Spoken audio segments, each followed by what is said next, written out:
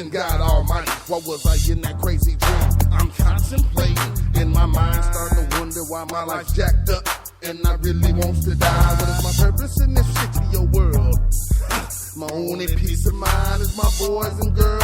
Every step forward seems to make me 2 steps back. People all around me getting strung out on the crack. Parents making a comeback and water just for dipping.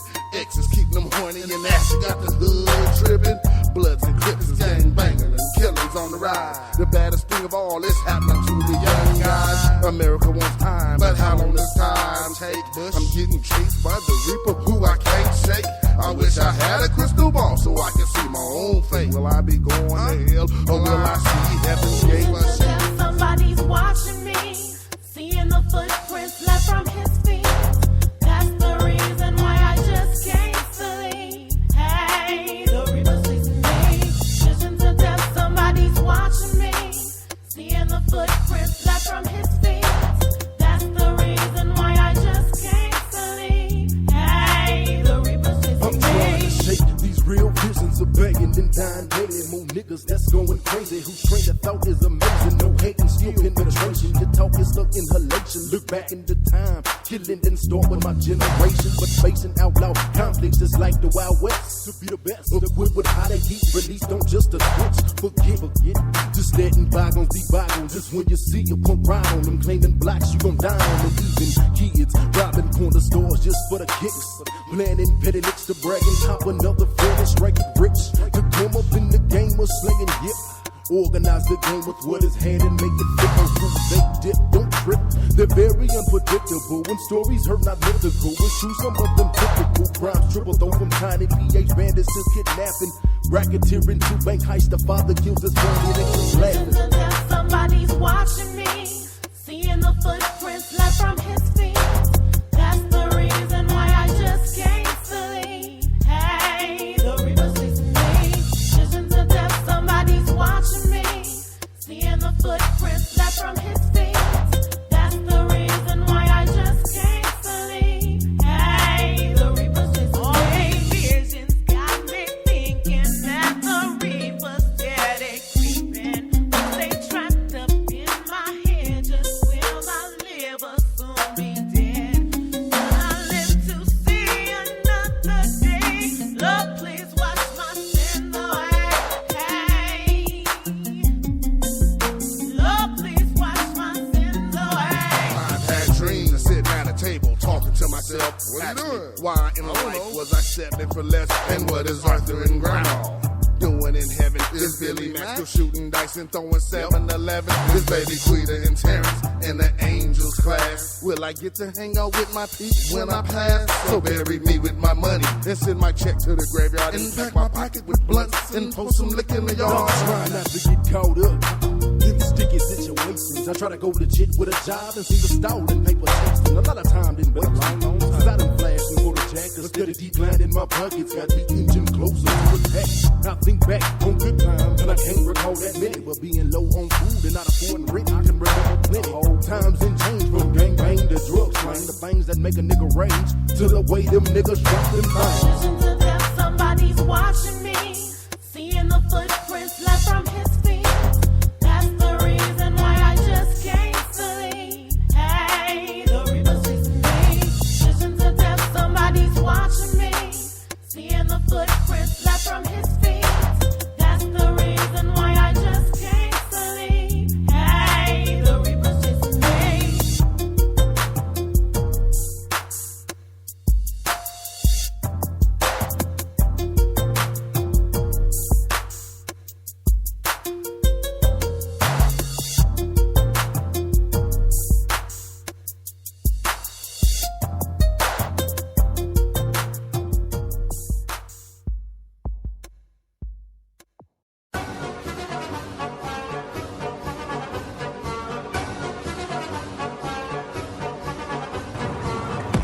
Down in Denver, live at Casa del Smoke. It's the midday burn. Fire up. I'm Dr. DB KUSH. DJ Longhair Don't Care. Slick in the building. And B Jams on. S-O-S. smoke one, son.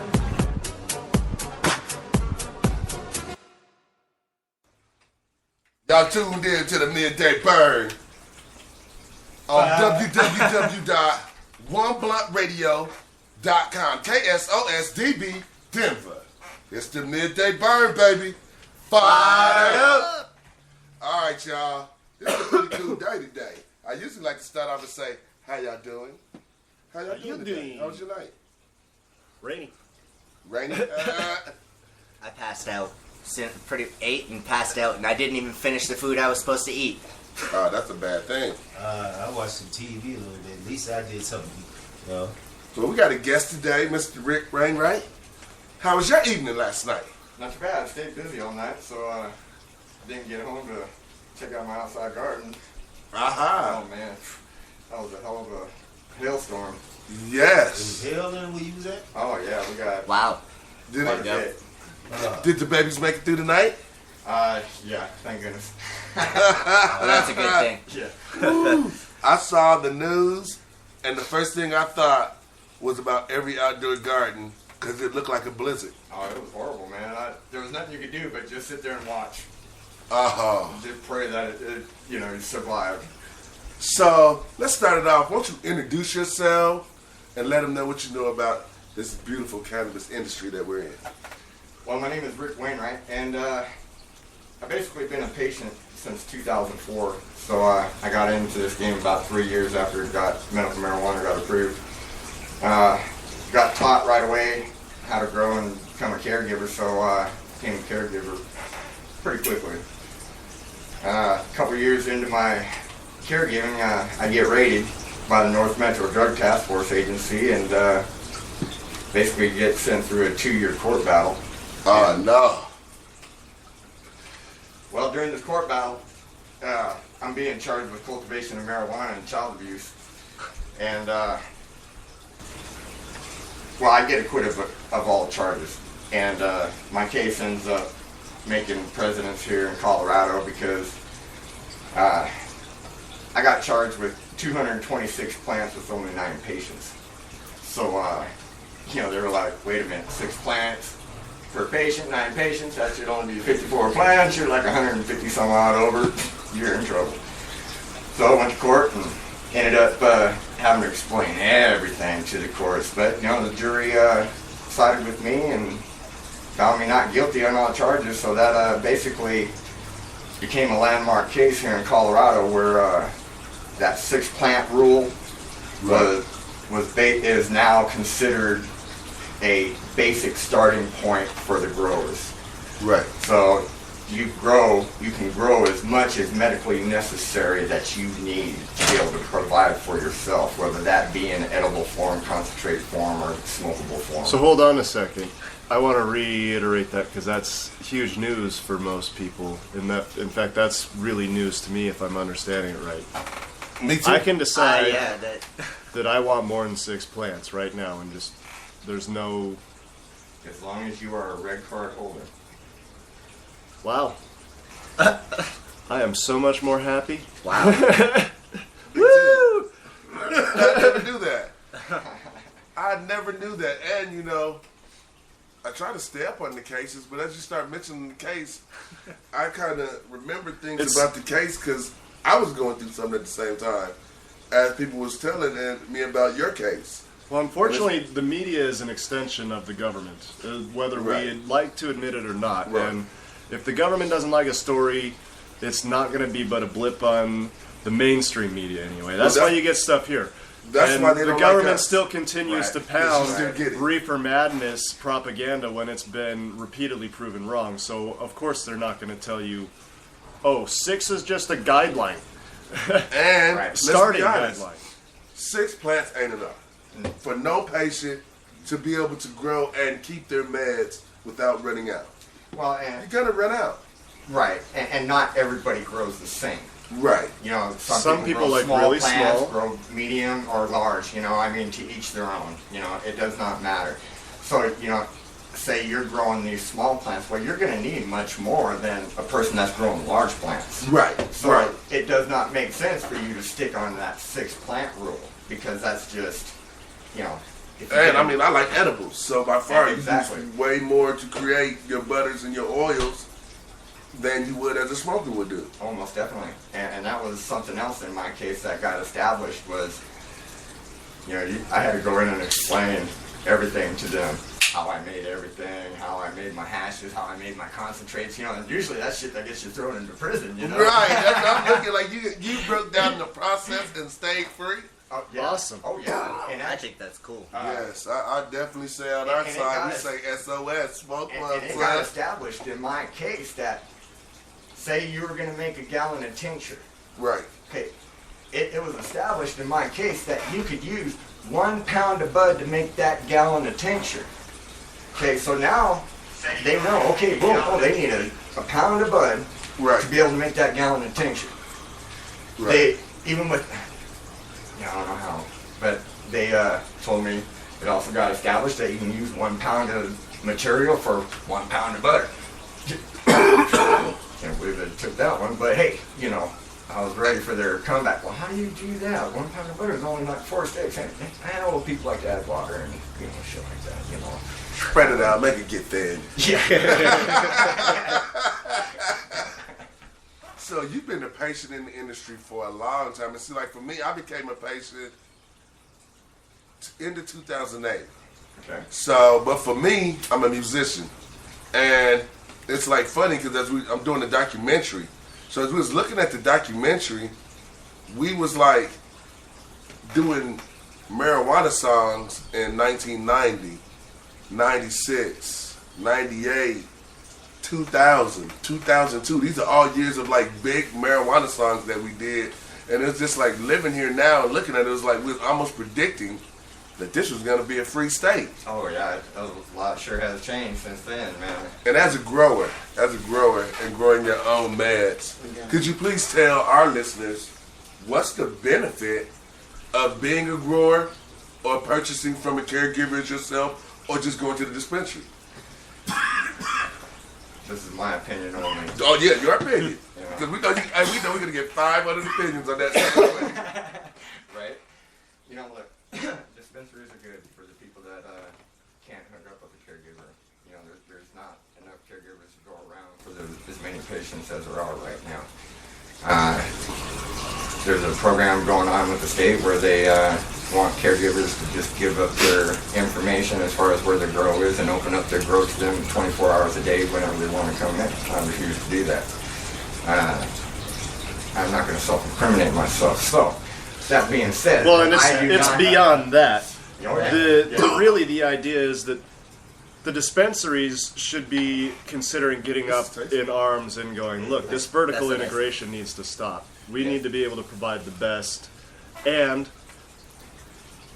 just because we want to grow the best doesn't mean everyone else does. We need to be able to have lower quality stuff too. Or, exactly. And to force yourself to grow something lower quality is retarded. Well, not everybody has the space, the place that they can do it. There's still a Or the huge safety factor. stigmatism against it. So a lot of people are afraid to grow where they're renting. Right.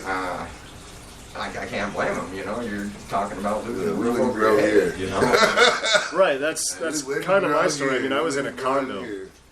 and I was out, and the lady across from me was on the homeowners association, and she decided to let the police in. Yeah, I do not like HOAs whatsoever. But anyways, so dispensaries serve their purpose. Although, the majority of them look at everybody as dollar figure, and it doesn't come down to the personal. Look, you really don't know what you get. Now, it's a lot better now that they're made to grow, 70% of their own. Right. So at least you kind of know a little bit. You track a lot better. Right. Caregivership, you get that personal one-on-one interaction.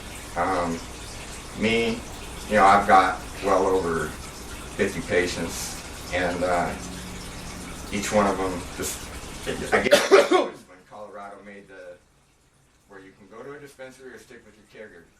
All my patients stayed with me. They didn't want to go to the dispensary. Because, what I do is like say you guys come to me at each time. You know, you each got your own individual problems. I'm not going to recommend you. What I recommend you, I'm not going to recommend you because you have a different problem. So you know strain Pacific. And that's Oh, I go ailment Pacific. right. I'm talking. Right, okay. See, I don't know many people that do that. Because that was a question we had, 2 days ago on the show, and somebody hit us and said, how do you get certain strains for certain ailments? And a lot of dispensaries aren't able to guide you, like they're written for this or this for that, and some are, Right. but not many. Right. There's a, see, okay, I broke my back 3 times. Broke all the bones on the left side of my body. I have liver cancer. I was on about $885 a month on prescription pills for about 10 years, and I ended up having a heart attack. The doctor came to me and said, you know, there's the prescription pills that made you have the heart attack. You know, you can either go on and you're more likely going to die, or, you know, you need to quit and you need to find something else because we can no longer help you, you know. And I'm thinking, oh, what the hell, man? I mean, I'm still in major pain. I didn't know what to do. And so I was sent home, and, you know, someone, my stepson comes to me and says, hey, Dad, I want you to meet this guy. He's a caregiver in medical marijuana. I'm like, medical marijuana? What are you talking about? I've been smoking pot all my life, you know? I mean, I didn't know nothing about medical marijuana. Yeah, but he ended up teaching me that it's a lot more than just smoking. You know, and me, I have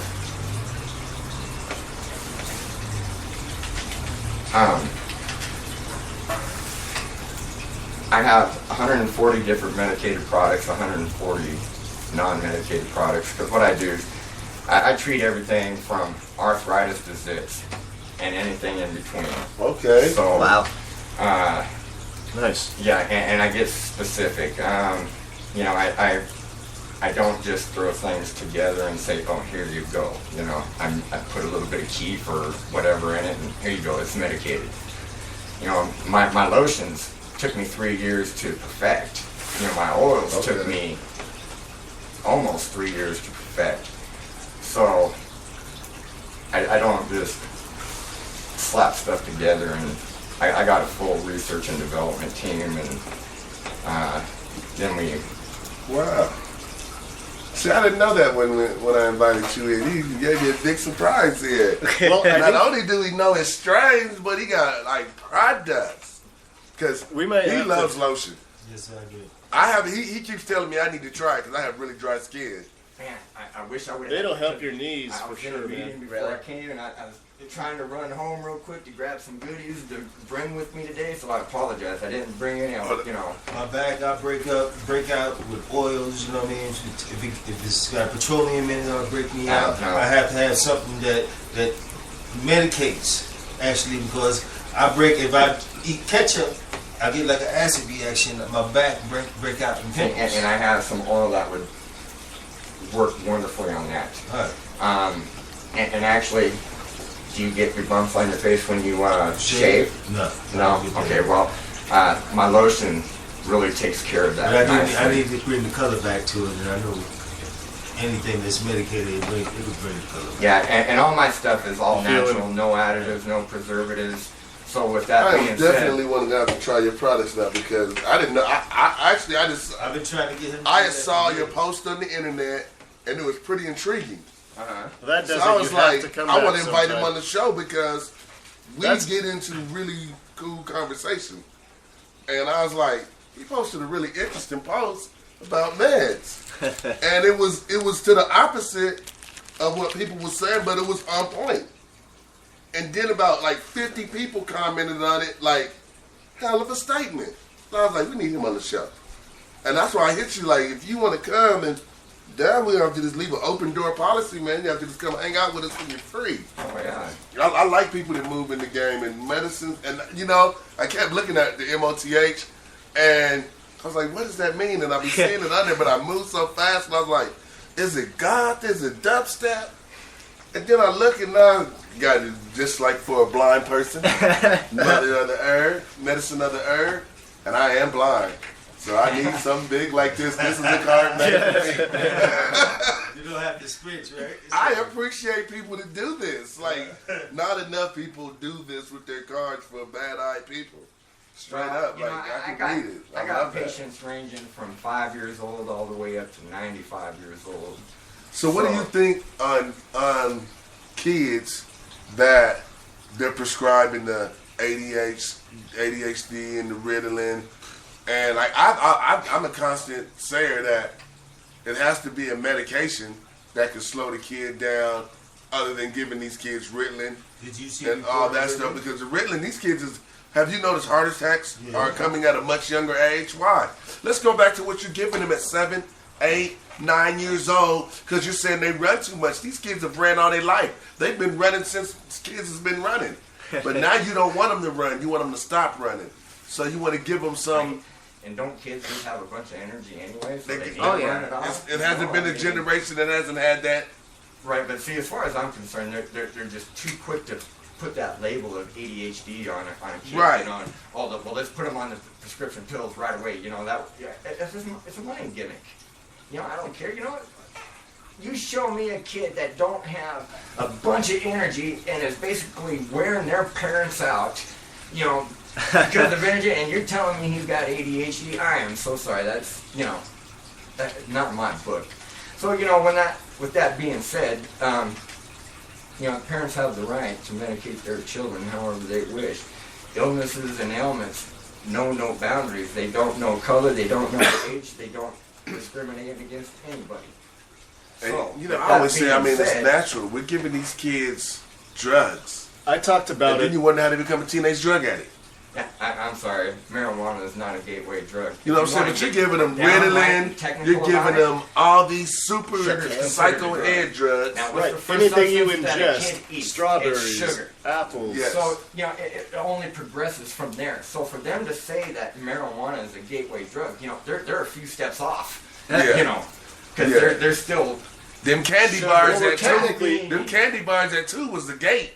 We're technically a walking Them Oreo chemistry lab, cookies so was anything something you special. eat affects you in some way, shape, or form. You eat most steak, you definitely. get Right. protein. So technically, everything is a drug by the definition of the drug.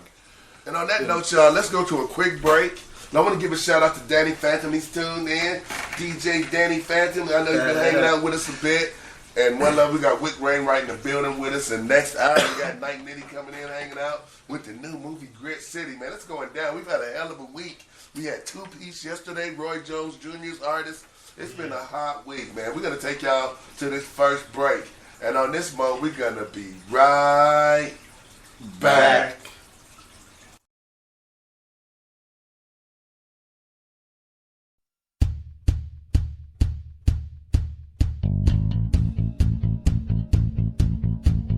What are y'all doing in here? We're smoking reefer. And you don't want no part of this shit. Come on, Dewey. Join the party. You know what? I don't want no hangover. I can't get no hangover. It doesn't give you a hangover. I get addicted to it or something? It's not habit forming. I don't know. I don't want to overdose on it. You can't OD on it. It's not gonna make me want to have sex, is it? It makes sex even better. Sounds kind of expensive. It's the cheapest drug there is. You don't want it. I think I kind of want it. Okay, but just this once. Come on in. Come on, can I get a little sweet leaf right between my teeth? Can I get a little sweet leaf right between my teeth? Oh, yeah, can I get a little sweet leaf right between my teeth? Oh, can I get a little sweet leaf right between my teeth? Come on, can I get a little sweet leaf right between my teeth? Man, I can't lie, see, I get high like 7 days a week. In a world so cold, sometimes it's my only relief. If I could, I'd hang it on my front door like it was a Christmas wreath. Come on, can I get a little sweet leaf right between my teeth? Man, I can't lie, see, I get high like 7 days a week. In a world so cold, sometimes it's my only relief. If I could, I'd hang it on my front door like it was a Christmas wreath. Let's go. I'd like to buy the world a token, teach the world to smoke it perfect harmony. I think there'd be a whole lot less people dying, children crying, not supplying debris. Maybe it's only through bloodshot eyes that the wise can finally see. Sweet leaf just helps me to breathe. Maybe that's just me. So can I get a little sweet leaf right between my teeth? Man, I can't lie, see, I get high like 7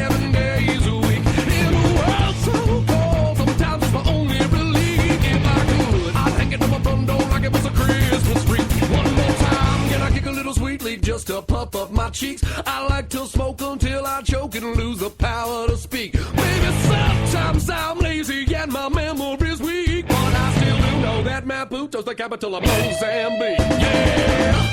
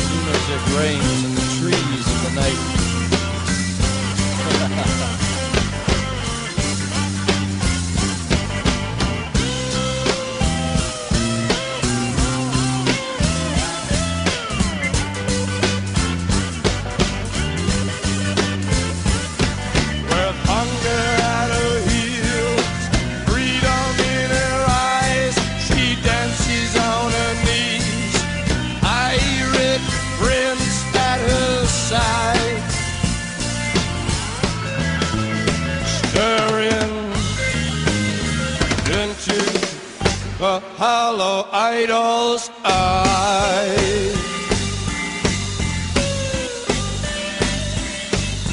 Wild child, full of grace, savior of the human race. Up to face, up to face, up to face. You remember when we were in Africa?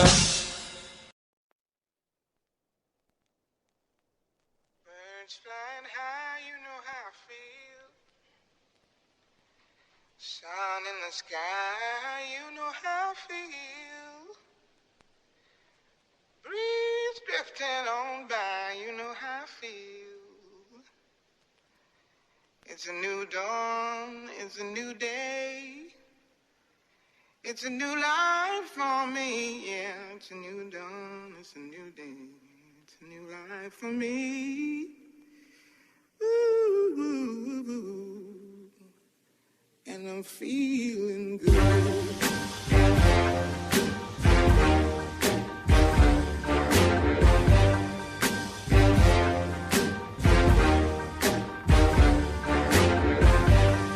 Fish in the sea, you know how I feel. River running free, you know how I feel. Blossom on the tree, you know how I feel. It's a new dawn, it's a new day, it's a new life for me. And I'm feeling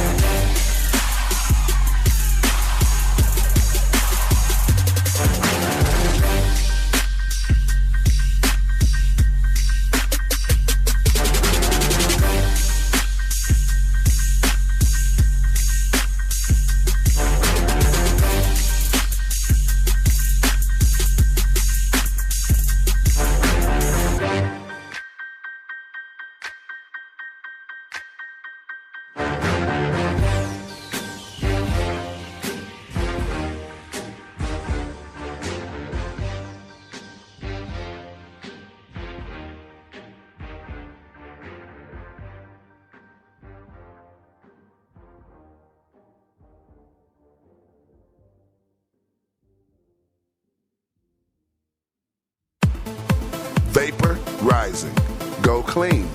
Go green. Go vapor. www.vapor/rising. That's RIZING.com. Located at Aurora Mall in the lower level. Go and check out your best e-cigarettes and vapors around the globe. Aurora Mall, lower level. Is your aura so strong it needs interpretation? Boulder Psychic can help. Call them at 303-444-4448. They're located at 1645 Canyon Boulevard in Boulder, Colorado. Open from 10 to 7, Monday through Saturday. Mention this ad and you can receive 2-for-1 readings. Pick from a psychic reading, a tarot card reading, palm reading, or even crystal energy reading. Other services include chakra balancing, past life regressions, and our love and relationship specialist is 99% accurate. Boulder Psychic, 303-444-4448 at 1645 Canyon Boulevard in Boulder, Colorado. Walk-ins are more than welcome. Affordable laptops. 9357 East Colfax Avenue, Suite A, Aurora, Colorado. You can contact Michael Jones at 720-998-3213. Or Desant Hetherington at 720-365-7850. And you can go to their wonderful website at affordable372.wix.com/Aurora. Or contact them at affordable372@gmail.com. And this was brought to you by Affordable Laptops. Yeah, boy. Yeah. And we back. It's the Midday Burn. Fire up on www.oneblunt.radio.com, KSOSDB, Denver. All right, we got our special guest, Wick Ray, right in the building. MOTH, Medicine of the Herb. All right, we was just talking on the break. Yeah. About definitely want to bring some. Definitely breaking news, as we would call it on our site, that you going to what you said, an expert witness. Which I wouldn't see why you wouldn't be an expert witness. You just went through the whole position of being an expert, don't you think? Yeah. I get a call one day, and this guy's going. I got arrested for cultivation of marijuana and weapons charge. You know, and it relates a lot to what your case had went through, and was wondering if you could help me. And it's like, okay, you know, I'll do what I can, you know, and so throughout this all, been going to all of his court dates with him and everything like that, and we got the judge to notice me, and so she was I'm putting in the paperwork this week, and it's going to certify me as an expert witness in marijuana trials. Now, whether that be marijuana or medical marijuana, it doesn't matter. I mean, what's the difference? I keep, you know, I am a patient. I'm a veteran. It's well known. It's documented. But in the same token, like, at the end of the day, as we say, it's this beautiful seed that goes in the dirt. Right. And properly grown, it's going to help you. Sure. Now, you can take it and put recreational in front of it if you want to. Right. But that doesn't take the medical value away. Sure. You know what I'm saying? So why is it still this thing that we're acting like because they put recreational on it, now it becomes non-medical? Bogus. That's bogus. Oh, I agree. Right. People take recreational OxyContin. I mean, they do. I mean, I don't have my red card and I smoke medically. Am I a recreational user because I don't have my red card? Well, look, you know, Well, I don't know. You might be recreationally medicated. You moved in the state of Colorado because you over the age of 21. And you are a veteran, so you just need to get your card. I'm pretty sure you won't have a problem. Look, the way I consider, I'm always a patient. But, you know, like I'm sitting here, I'm smoking recreationally, you know? So, is that a big deal? No, I don't think so. You know, but, you know, even though I'm smoking here recreationally, it's still helping me. 'Cause, you know, I mean, my back, you know. I'm always in pain, so my recreational smoking is still helping a part on me. Right. Because if I don't keep these medications going, I'm going to tighten up even more within a couple hours or so. So that recreational break within them moments is always helping. So it's still a medical moment. Our government is always finding a way to define bullshit. Oh, yeah. But bullshit is bullshit. And there's no way that you can cover bullshit up. And I mean, I say it all the time. And I always tell them it's crap. Like, you can make this big picture and call it what you want. But that picture is still going to be the picture. You take this seed, and through centuries you've tried to get rid of it. But it just continues to grow everywhere. Can't eradicate it. So what you going to do? You going to take the plant to jail? Have you arrested the plant yet? Because that should be the crime. If it's a crime in this, arrest this plant because this sucker won't keep coming out the ground. You keep popping up, we're going to arrest you. I mean, they haven't done that. So why arrest the people that love it and cultivate it? Oh, I agree. I mean, I thought you couldn't, like, patent or anything that was natural or... But they're doing it now, man. They're doing it with other stuff. Oh, well, yeah, you look up on the government's website, patent website, and you're going to see about 20 different patents They got for a the patent for cannabinoid apples? and the THC molecule and all the hemp machines and everything like that. You know, it's like, wait a minute. You already got the patents? Because y'all about to let it loose, so we better patent it up? Hold up. Before you legalize it, boss. Hold up. Before you legalize it, we got two more. Yeah. Right? I mean, why are they going to patent the THC molecule or the cannabinoids? Well, the same way they patent apple. They're telling you by doing that. Yeah, they patent the apple. They got the apple. Now, how you gonna patent the apple? The apple been here since the beginning of the book. Yeah, well, they said somebody better apple. Now, how you patent that? Well, I guess it's a GMO apple or something, you know, a new Monsanto apple. Oh, you talking about the highly toxified, the one that comes lighting like a light bulb apple? It'll never get brown or bruised or Yeah, it never does anything. It sits there, looks like a plastic one, but anytime you bite it, it spits out perfect juice. It's like that 3-headed turkey they're selling and that 5-leg chicken. And they're calling this Kentucky, but I didn't say it. My kid told me, why don't you eat chicken from Popeyes and all that? I said, have you seen the chicken lately? Them chickens don't cluck cluck. Have you ever met a 4-leg chicken? Tell me, when you grew up on the farm, did they have 4-leg chickens and 6 wings and 4 heads on one body? Now, I ain't seen none of that on no southern farm my family came from. So I don't think that's good chicken. No, not at all. This chicken is super strong. He can switch legs on you. Go this way. I don't know what the hell. And that's what they want to do with the marijuana. They want to take it and own it. And they're mad because so many people has grabbed it and embraced it. Like Colorado, like I'm telling you, in the urban neighborhoods, 2008, when I'm getting my license, I knew probably about 5 people, maybe 10. And as 2009 starts and we start Blunt Radio, the mission was because how many people were scared to get a red card. There's like, shit, man, I ain't gonna get no red card. I'm gonna go down there and get that paper. They're gonna arrest me, take me to jail. I was like, dude, I got one. Nah, bro, you just got by. You was on the every other count. They're gonna arrest the next person. I said, look, man, I am growing. I have beautiful plants in my basement, man. Get your license. You got shot 5 times. You've been stabbed up. And you got 15 weed tickets. Don't you think you need your card? They keep violating you and putting you back all because of a joint. You should be tired of that. Yes. You should be tired of that, you know? And I pushed that issue to them, and I pushed the issue, and we went through the neighborhoods, from the Spanish neighborhoods and the brother neighborhoods and the trailer park areas, because they thought the same shit. Right. Because our activists wasn't concentrating on them neighborhoods. It was all about the suit and ties and those people and where we could stand up and pose for the picture.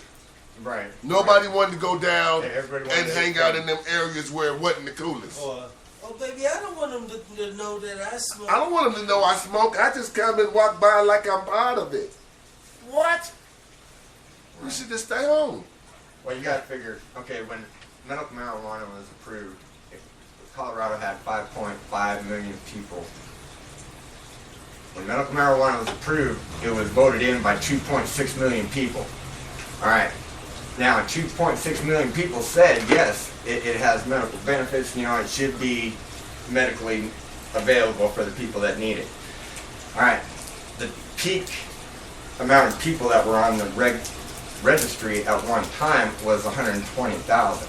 Right. Okay, so now you're talking, there's still 2.6 million, 5.9 million Whatever, people that either are afraid to get their red card because of exactly what you just talked about, or they felt that the system, they did not like how the Colorado state government went about setting it all up. And they don't want to lose their right to bear arms. And they apparently don't want the came police out- to get their that information, came out a little which was bit an original concern. after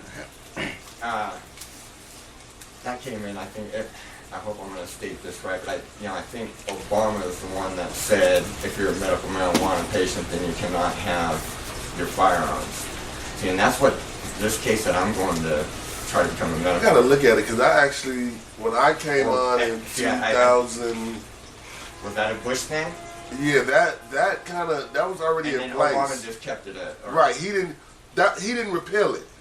It was on the table for him to repeal, but it was already, like everything in the marijuana field has kind of been in place. He inherited it because he really hasn't acted on it.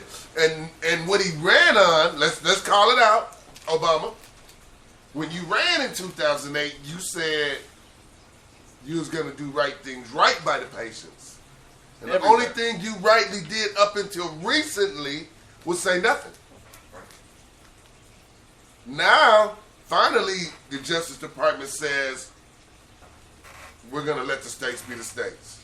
Best thing they could have fucking said is we're going to back away. We're not going to bother. As long as you follow the state rules, federally, you're fine. And again, like I told people on the show, remember when we talked about it? It still don't mean shit until they put it on paper. That's very true. You could put a memo out. That's a memo.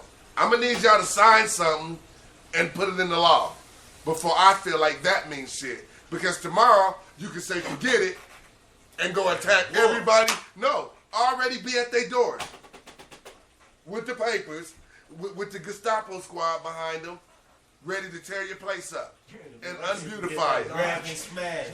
They grab and smash. Because they don't go through it nice. Like for my situation, you know what the lady told me? This was unique. She pulls me outside. I'm already in handcuffs. They already know that they came to my house illegally. Because you came to my door and said, I heard you had a mold problem. I said, since when did the police come to the house for mold? He said, well, what about the marijuana? I said, what about it? He said, can I see it? I said, hold on, let me ask my mother. As I went to turn to close my door to go get my mother, he kicks the door open and they rush in, handcuff me, and run through my house. Now the judge upholds this to be legally to come in my house, but the lawyer already said on appeal they're going to drop it. This is not going to go any farther. Because she should have never allowed it to go any farther from here. Because you can't say that you came because you smelled marijuana, because you asked for mold first. Right. You asked for something first. So you already came you said why you came. So either you was lying, which therefore you was deceiving me, or you just violated my rights, which you did. You did both. And when I wrote it out, they were so upset because I was laughing at them. And I'm like, dude, you know you violated my rights. And then they didn't realize that I ran a radio show. So then I started breaking the law down. After I let them go through and really put their foot in their mouth, now I start reading my rights and telling them the laws and showing them, did you see my paperwork hanging for all me and my patients? Did you see everything? Did you see everything? And they came out and they were so mad because I said, did you know I was actually 18 plants under my number? And he was looking at me. I was like, yeah, 18 under. I still got more plants to grow. Did you see the dirt? I'm going to grow it. Right. Yeah. And they're looking at me and they're like, you fucked up. You fucked up. You know, Yeah, and that's the thing, you know, like, I'm in Adams County, and the North Metro Drug Task Force Agency, the one that raided me, they just, the head guy or head lady of the place just got 37 counts of tampering with evidence and basically trying to set people up, and, you know, I'm like, what? That's The police game that- being corrupt? Look, that's what I'm waiting for to happen with the cops that came in my house. Because I know their names is coming up real soon, and I'm just waiting. Because as soon as they do, I'm going to sue the shit out of Aurora on purpose. Because you violated my rights, and you know you did. well, see, they come, when they come to your house, man, they come with the conclusion that you don't know your rights, and you are not going to stand up for your rights. Because they didn't even think I was hooked up right. They knew once they couldn't take the plants, they called in Aurora Code to start going through the courts. They don't Making necessarily sure- know your rights. I mean, that's You know why what I'm saying? So that's why they did attorneys everything they could to specialize find a in reason to take them segments plants, of and law. they couldn't. Right? You know, you babble out the law to a cop, you know, and he's That's what that cop was sitting there. He was talking shit and tough, and I was just sitting there to look. And my girlfriend was just letting me hit the black and mine. I was sitting there, and I was letting this cop feel himself for a minute. And as he was feeling himself, and he was getting really smart talking, I started laughing. What's so funny? You about to go away. I said, where? To the steakhouse? The steakhouse? Oh, that's what you call the big house? I said, no, that's a steakhouse down the block. As soon as y'all finish with this, I'm going to go get some steak with some shrimp and some crab legs, and I'm going to dip it in some butter. And I had my girlfriend, I said, swing how I swing in the butter, baby. She said, like that. Put it in the butter like this. He swings it like that. And he was looking, I said, yeah, I'm going to the steakhouse. And I mean this. So, y'all need to finish what you're doing. Oh, we're going to take you to jail. I don't give a damn. You're going to release me. right? I went to And jail. hey, if they do go to jail and get a court case, you know, another thing that they're assuming is that you're going to take a plea deal, which is just money in their pocket right away, you know. So I tell you, whether you're a medical marijuana patient or not, man, you need to quit taking those damn plea deals, man. Yes. I mean, because it seriously hurts everybody else every time somebody cops a plea. And you know, at the end of it, they were so upset with me that they couldn't put their foot on my neck. And I got to come home and my beautiful plants were still in there. And I think they did.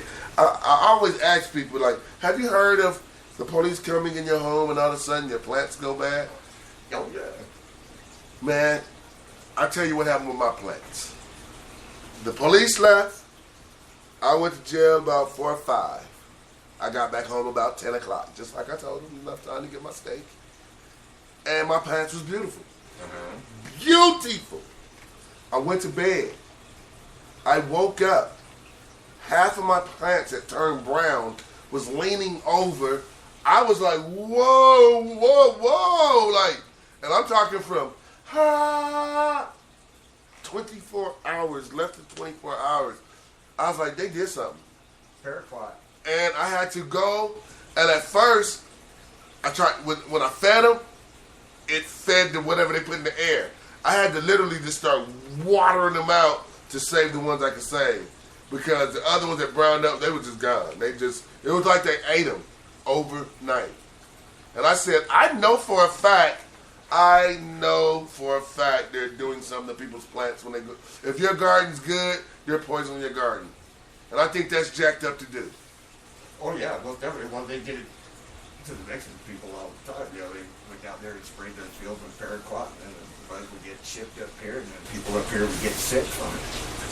So who's to say that they're not still practicing that? I tell you what, this is a curious question for anybody else out there, too. If you hear about anybody else they went into it, if they didn't take their plants, ask them how their plants do afterwards. I'm curious. I always ask people that because I'm just curious. I'm like, they did some shit to my plants. Yeah, that's like weird, being man. a dad with your kids and somebody going through and bothering your kids when you're a real. I love my plants. I was offended. I was just like, man, I stayed home for about a week and a half over that. I was very upset. Sure. You put that time in that garden and you got this row of green, and then you walk in within, literally, you saw them at 10 o'clock that night. I wake up every day at 6:30 in the morning. I'm talking 6:30 in the morning. My plants was just like destruction and doom had hit him. I was like, it was like, you know, when you go into that panic and you look in the room and you're like, oh my God, what the fuck? Shit! And you're running and you don't know what to get because you don't know what you run up on the plan. You're like, and there's nothing you can do. Right. It's browning, and it seems like it's in your hand. It's browning even more. It's like, whoa, what did they do? All I can think of is they did something to my plant. Well, you know, what I stated, that was all assumption right there. But, you know, I mean,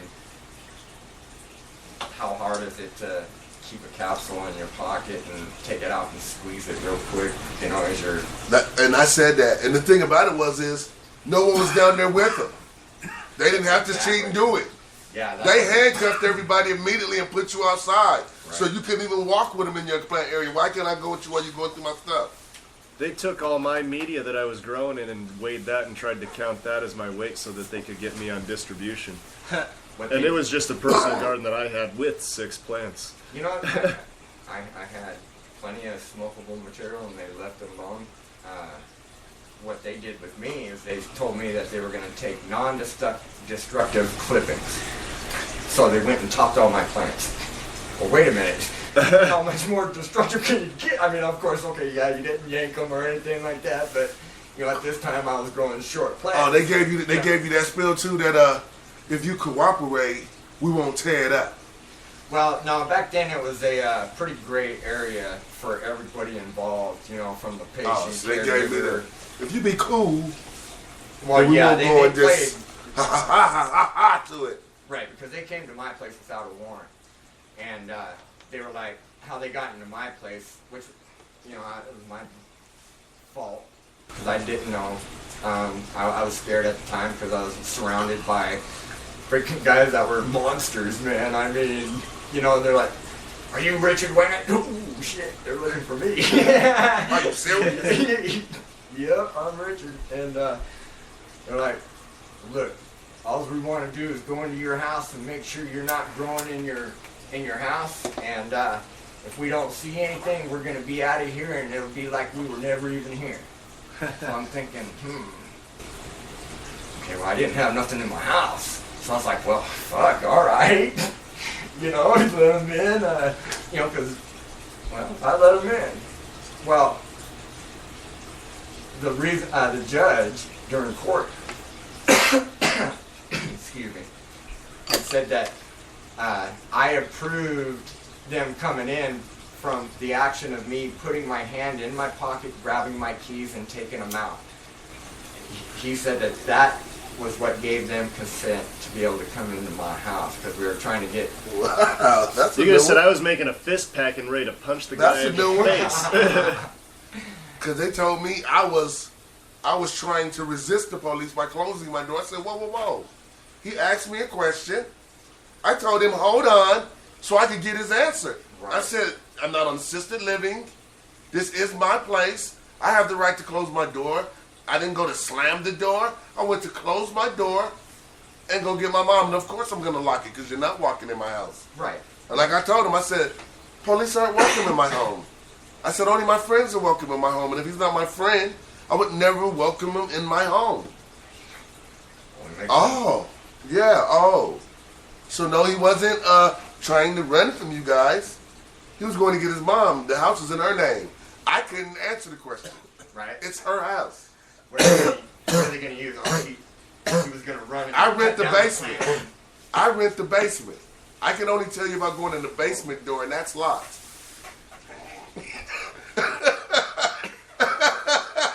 Upstairs is hers. You got to talk to the upstairs lady.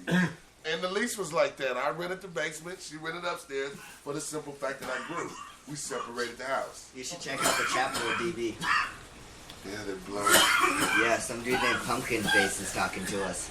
Pumpkin Face, what's up, baby? He said we need to make an island out of plastic bottles and start a new country on a giant mobile island that's always shrouded in mist. With a whole bunch of marijuana? He's out in Mississippi. He's out there in Mississippi in the swamp. Shot up Pumpkin Face. He tuned in with us the other day, man. It was a cool piece of work, man. I like the dude. He's hanging out. I went and followed him. Y'all go follow Pumpkin Face. He has a show called Second Amendment. You know, I give other shows shouts out. We ain't too crude to do that. So That builds everyone's network. It's all about this monopoly of letting sure everyone knows about medical marijuana, recreational, and we are sitting in the Mecca, Colorado, and we definitely thank Rick for coming to hang out with us. Appreciate you having me. And I'm glad we got to learn about a new company, because I actually thought I just had somebody that was very talented in the industry because I saw your words, but I didn't know we actually were bringing in another product, so that was even doper. We brought in a plethora of knowledge as well. I kind of want to go back to it because it was one of the other things. Dude, our last break was really productive. We had gone back a little bit on the idea that you know what? 6 plants is in the middle. What's that? You're gonna go into one, huh? No. Okay, go ahead. No. There were 2 really big bits of information that came from going back to 6 plants isn't your maximum as a patient or a caregiver. No matter what your doctor recommendation is, you don't have to have a high plant count recommendation. In addition to that, as a caregiver, you don't really have to limit yourself to 5 patients.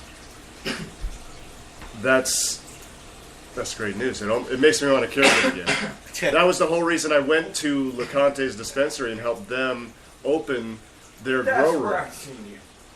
That's where I seen you. He's like trying to know where I know her from, right? Well, y'all know it's right at our midpoint in the show. We like to showcase some music today.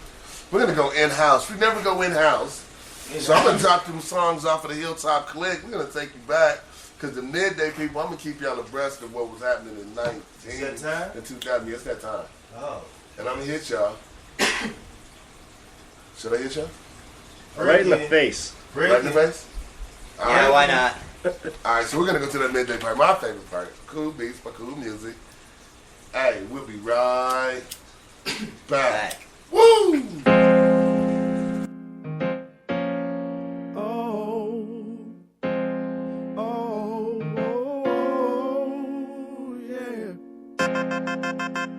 She's only a freak on the weekend. Only a freak on the weekend. My homie says she's a weekend freak. My homie says she's a weekend freak. She's a weekend freak. My homie says she's a weekend freak. My homie says she's a weekend freak. She's a weekend freak. My homie says she's a weekend freak. My homie says she's a weekend freak. She's a weekend freak. My homie says she's a weekend freak. My homie says she's a weekend freak. She let me kick her down on the ground and make her cream. I treat her mean. She said I gave her low self-esteem. Only on weekends the pussy was popping. She used to hang around this bitch we call Bumpy Johnson. That stayed run off of Barnett High. I used to kiss her, never miss her or kiss her. I met her from the homie that used to fuck with her sister. All we do is play. Afterwards she begged me for a matinee. No way, but we can fuck on next Saturday. That brown sugar in my dreams got me having free fantasies. You know them pornorific freaky tales of you and me massaging your body in the tub of rose petals with mood music and burning candles while stroking your body with feathers. I want you to play a touching game and play the ball with your grip. Cause you my love, don't my poetry in motion, girl. You the shit. You know I don't believe in the 68, 69. My homie says she's a weekend freak. My homie says she's a weekend freak. She's a weekend freak. My homie says she's a weekend freak. My homie says she's a weekend freak. She's a weekend freak. My homie says she's a weekend freak. My homie says she's a weekend freak. She's a weekend freak. My homie says she's a weekend freak. My homie says she's a weekend freak. She's a I weekend put some freak. stiff wood in, I take some stiff wood out. I do the hocus pocus and turn the kidney out. Believe that, I stroke dick from the back. And I got a few people that can tell that. Now smell that. Selling off laughs and giggles after your cookie is tickled and your mind is riddled. Stroke for stroke, got you touching the ceiling. Have you smothered like a burrito, just call me green chili. You niggas better come up quick for this Midwest chick. Fuck, kill me coming at me with that weak ass shit. Don't wanna pay a bitch. Wanna lay up all day and spray a bitch when your dick ain't shit. Can't even work the clip on the net bullshit. Just wanna play for a few, but who really don't know what to do with the poo-poo with you. Nigga, not tell that to your friends. Do they know you ram me your ends while you're popping off at your jibs? My homie says she's a weekend freak. My homie says she's a weekend freak. She's a weekend freak. My homie says she's a weekend freak. My homie says she's a weekend freak. She's a weekend freak. My homie says she's a weekend freak. My homie says she's a weekend freak. She's a weekend freak. My homie says she's a weekend freak. My homie says she's a weekend freak. She's she's a weekend. I gotta keep it on the low drive. Love when they ride when the topic brought up in ass. She's the first to say, hell no, I don't do that. But behind closed doors, she adores to make it slip when it does. Sucks to get more. Clear to the floor and undercover info. Exposed on private tapes and over 10 billion words to create natural fun. Written sausage in the bun. Exploring different renops. Go ahead, it's been done. Like a Dina Howard, I be a freak in the morning, a freak in the evening, even on your weekends, nigga. While you speaking, sure ought to be, but nigga, I'm horny as hell, nigga. You know I'm peeping, I'm trying to make you my man. Just keep your weekend down. You put my ass in the air, my feet on the ceiling, nigga. Here to say yes, but it ain't no raping, no willing ass smacking, even some yelling, pants sagging, starting like a villain. Early morning, we'll be freaking. My homie says she's a weekend freak. My homie says she's a weekend freak. She's a weekend freak. My homie says she's a weekend freak. My homie says she's a weekend freak. She's a weekend freak. My homie says she's a weekend freak. My homie says she's a weekend freak. She's a weekend freak. My homie says she's a weekend freak. My homie says she's a weekend freak. She's a weekend freak. Only a freak on Friday and Saturday and Sunday. She's only a freak, only a freak, only a freak on the weekend.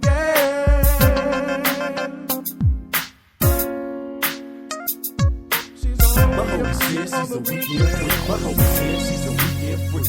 She's a weekend freak. My homie says she's a weekend freak. My homie says she's a weekend freak. She's a weekend freak. My homie says she's a weekend freak. My homie says she's a weekend freak. She's a weekend freak. My homie says she's a weekend freak. My homie says she's a weekend freak. Motherfucking ass smoke. Where my ass smoke?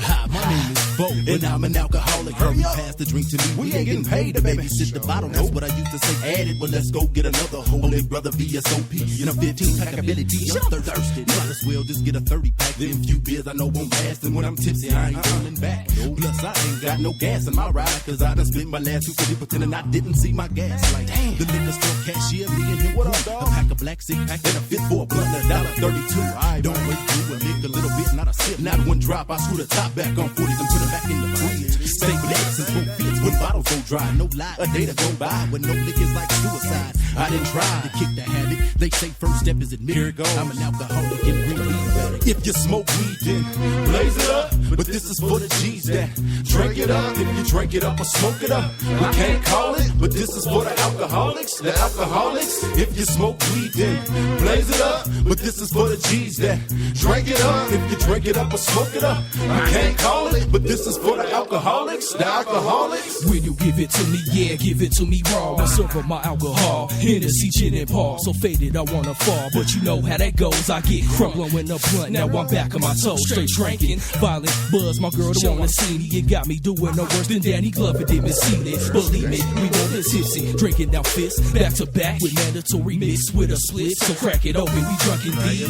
My nigga pass me that liquor filled bottle, run around the cycle like the weed. I'm puzzled and muzzled, sick cognac, quit to guzzle, starting trouble in the club, breaking down doubles with these fly senoritas, taking shots of tequila, chasing it down with margaritas, so tasty like a pastry. I'm all up on it, I can't call it. I'm just a motherfucking alcoholic. If you smoke weed, then blaze it up. But this is for the G's that drink it up. If you drink it up or smoke it up, you can't call it. But this is for the alcoholics. The alcoholics. If you smoke weed, then blaze it up. But this is for the G's that drink it up. If you drink it up or smoke it up, I can't call it. But this is for the alcoholics. The alcoholics. Screwed up eating alcoholic daily as the Christians kneel and pray. I stop my wicked ways. I got to get mine every day. Punch the keg dry like an oil well. Drink 10 footers of Jackson Coke, 10 centers at Bernard, then beer at Hooters. I thought opening for baby girl, drinking on the Singapore slave.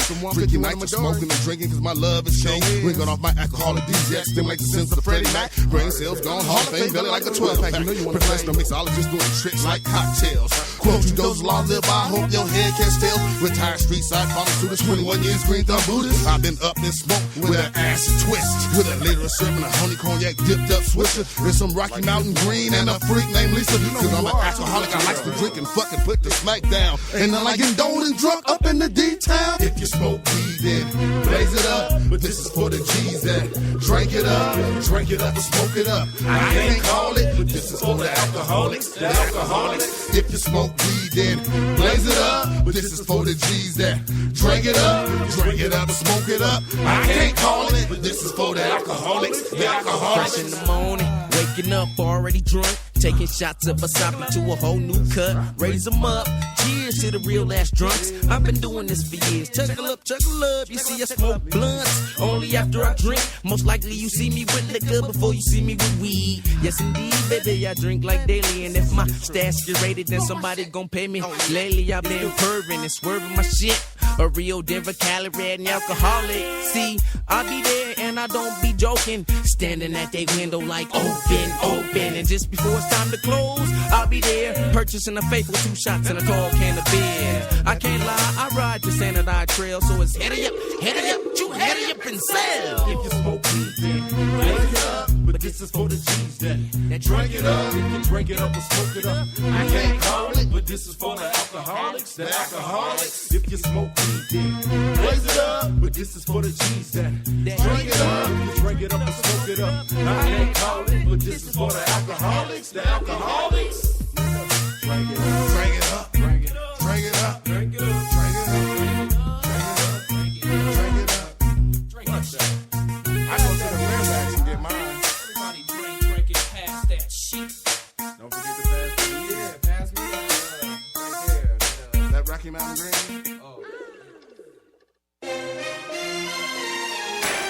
I take it to the face, baby, straight up, no chase. Get white one wasted, came to party is the case. Or better yet, I drink in case y'all know I'm a fun drunk. Stake up the room like bass when I fire up me skunk. Get blowed away so high, be floating like a butterfly. Stinging like a bee, 36 Mafia, I'm so fly. We be taking shot after shot at the club and it's hot. Bottle service on the way, VIP for a player with a knot. No bullshit wine, but some whiskey or some gin and gin. Some say it make you sin, but tonight is just a win. So I stay up in my space while you stare up on my face, cause I love it with no chase. So I take it to the face, no chaser. Here I take it to the face, take it to the face, take it to the face. No chaser here, so I take it to the face. So I toast up and cheers, we drink. So I toast up and cheers and we drink, and we drink. And I toast up and cheers and we drink. I take it to the face, shot after shot after shot after shot. I take it to the face, shot after shot after shot. I take it to the face, take it to the face. I take it to the face, shot after shot after shot. I smashed the bottle straight to the face with no chase. I party like a rock star, knock them down by the case. I play hip hop where they hang brown stars, like Peyton Manning, baby love it when daddy go long. A drunk fuck sometimes can be cool, but not too drunk is a rule. She like it when I stroke and bend and pump it with my tube. Bake with a cigar, smoke a quarter in the morning, I'm bad. Fill my multi-use blunt and butter in my SOS iPad. A drinker at heart, in my jeans, taking shots is cool. Baby, I'm old school, I like to have fun and not act a fool. So I'm at home, baby, the hash man. I smoke, man. Ball shakes with the weed, man. I'm an incredible fan. I smoke and drink hardcore to the face. Don't do lace, but chase. I'm pouring liquor out as a waste. I take it to the face, shot after shot after shot after shot. I take it to the face, shot after shot after shot. I take it to the face, take it to the face. I take it to the face, shot after shot after shot.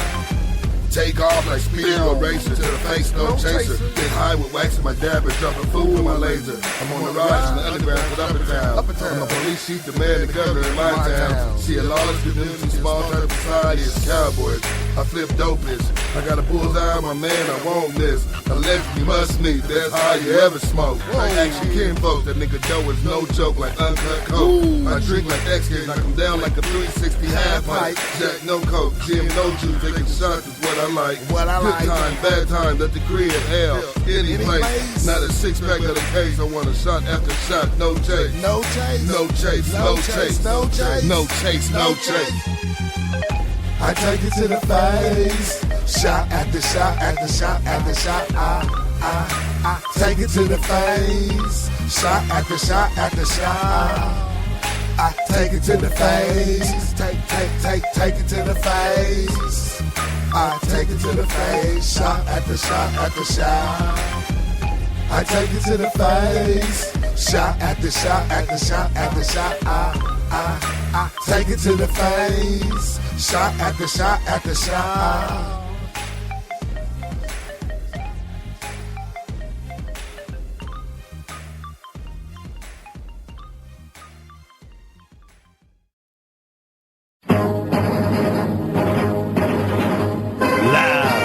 From the Market Street Cannabis Exchange in downtown Denver, it's Tom Smoking Joe with The Crop Report.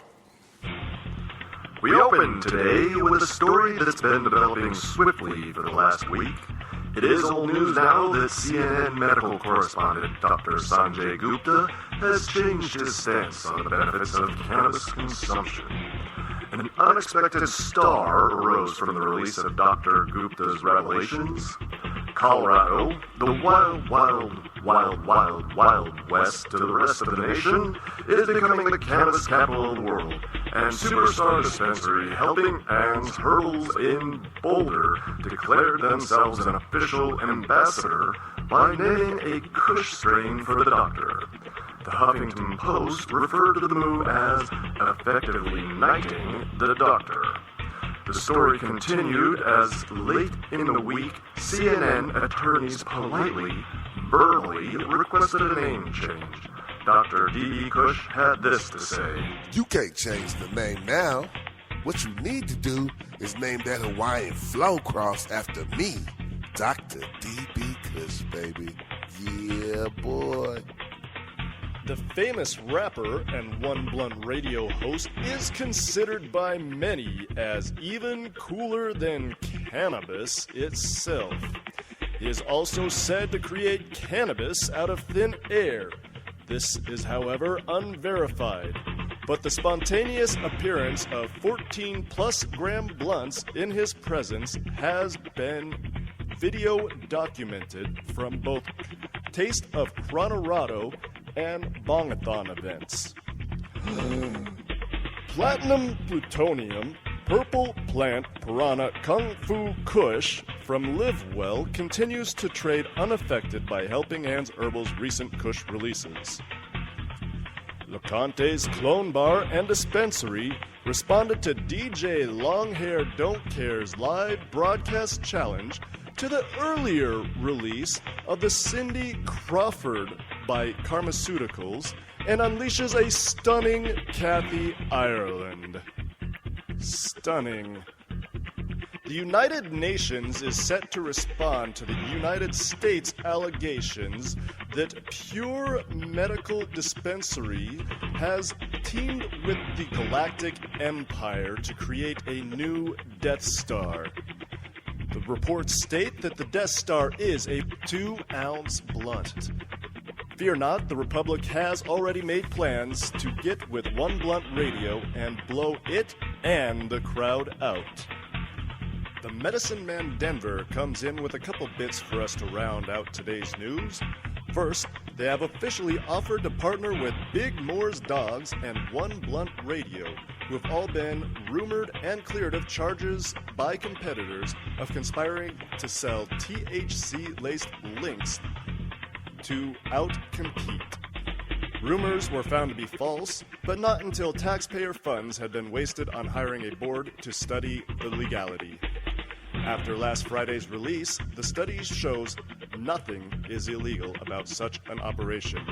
It now looks like a One Blunt Radio trade trash dog is on the horizon. On a quick side note, trade trash con man Jacques Miguel is set for a public stoning next week. The Medicine Man Denver also was inspired by our own correspondent Jim Brown to name their new cross after the infamous white powder the aliens snort in legendary film Heavy Metal. Nyborg. We go to Jim. Oh, wow, man. Good Nyborg. I have nothing left to say. This is Tom Smoking Jaw with the Crop Report. Tom Brokenjaw's wardrobe provided by Blind Charlie's One Good Hand. Additional considerations from Joe Mama and Who Cares? And of course, KUSH Don't Care 2016. I am Dr. D.B. KUSH, and I approve this message. Medicine Man, Denver, 4750 Nome Street, Unit B, Denver, Colorado. www.medicinemandenver.com. medicinemandenver.com. Do you have your golden ticket? I got mine. That's right, deals every day from Monday through Sunday. Sponsor of the 1BR team. Let's go. And we back, y'all. It's the Midday Burn. Fire up on OneBluntRadio.com. KSOSDB Denver. All right, we still chilling with Rick. Excuse me, y'all. Medicines of the herb.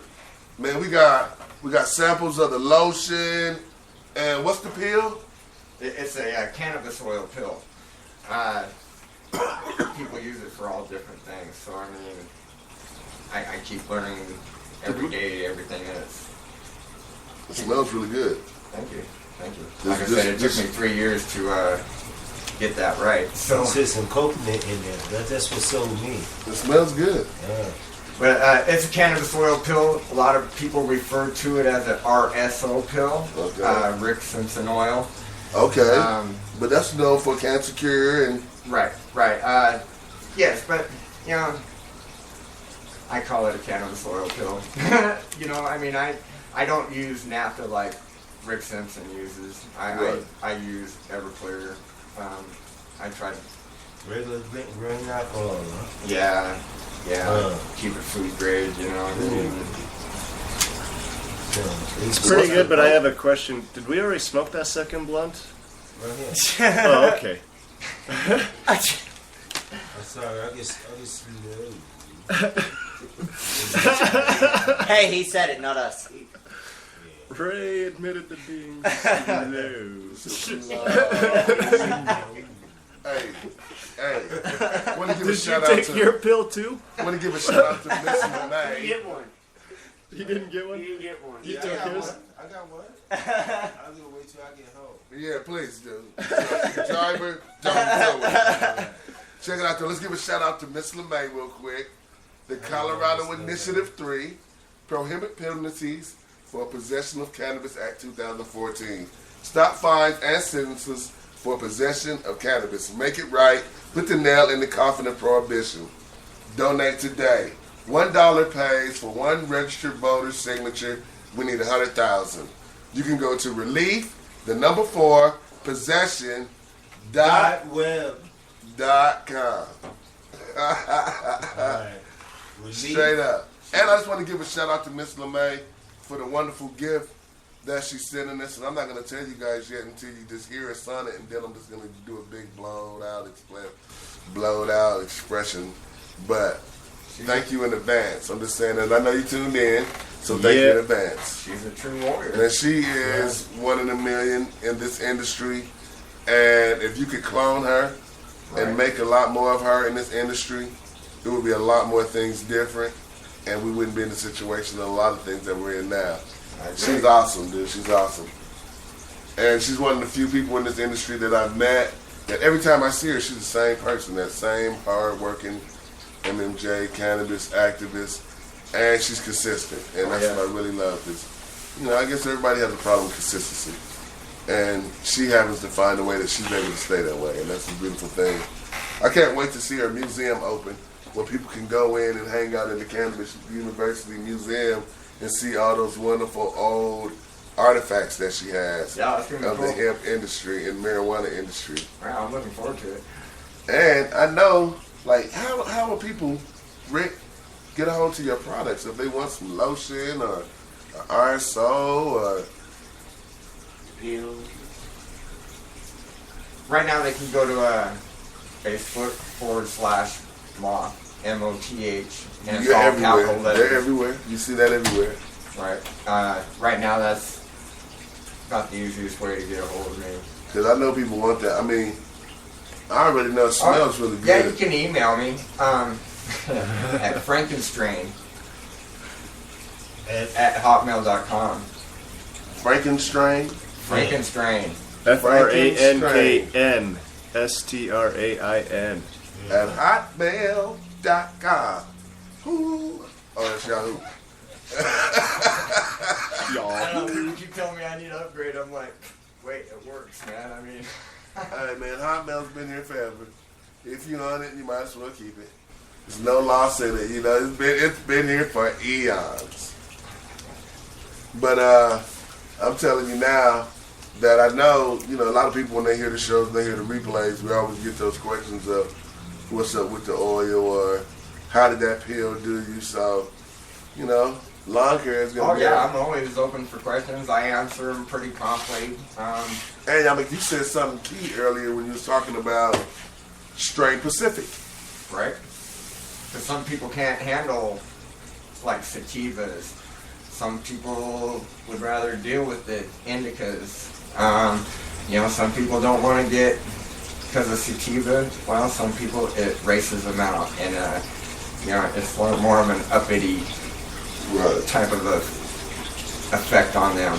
You know, indica is more medicating, you know, kick back, you know. So, like, in your back, say back and headaches, you would go with indica more or less over... Yeah, and then, you know, it just depends on, like, what the person's taste is as well. You know, I mean, because my taste might be different from yours, you know. I mean, that's why I like to grow variety, you know. I mean, because you might like the berry, I might like the diesels, you know. So, I mean... It's funny you said that because Bongathon legend Mark Rice said that in the interview with us, too. He said that, you know, sativas and indicas do people so different. Like what you're saying is that he was saying, like, sativas for him are a downer. And indicas for him are upper. He's opposite.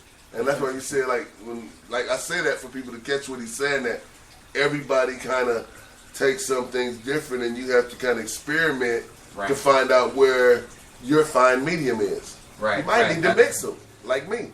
That's why, like, mumbo jumbo. If you two were to come to me at the same time, wanted me to be your caregiver, you know, and start telling me your problem, you know, I'm not going to say you might need more RSO oil or cannabis oil than he does. So I might prescribe you a little bit more. But I'm not going to prescribe you his rate just to line my pocket. You know what I'm saying? Because this is not a one-size-fits-all industry. What works for me may not work for you and vice versa. So, you know, you got to get... And what's the best benefits of the RSO oil? Because I hear a lot, but we've actually never had nobody on the show that actually made RSO oil.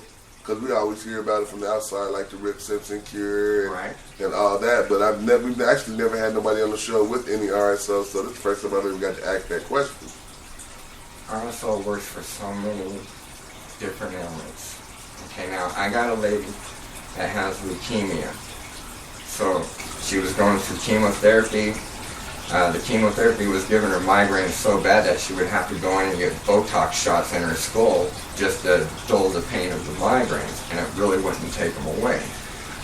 So she comes to me, I put her on this RSO oil, and I put her on a tincture that's a medicated tincture, and now this lady is no longer having to go through chemotherapy, and she no longer needs the Botox shots in her skull. So she saved, you know, she claims that that's what saved her life, is the RSO and the tincture. So wow, yeah, that's awesome. That's the kind of stories we like to hear. Yeah, that's really I've awesome. got a lot of stories like that, you know. So I mean, well, and all they're those all different, you know, from prostate cancer to liver disease to lung diseases, brain diseases, tumors. You know, this RSO oil, because see what makes RSO so perfect for us as human beings is we all have an endocannabinoid system in us. We were born with it. Okay? Okay. So now we're taking an RSO pill, cannabis oil pill, and it's filled with cannabinoids. So now you take it and it's replenishing your endocannabinoid system. Okay, so a mother, when you're born, you were born to take cannabinoids, because the mother's breast milk is filled with cannabinoids. Now, why would a mother's breast milk be filled with cannabinoids if you were not supposed to have it? Right? So as far as I'm concerned, we were born to take the cannabis plant because of all of its cannabinoids, and it's, you know, and trust me, I'm just saying one.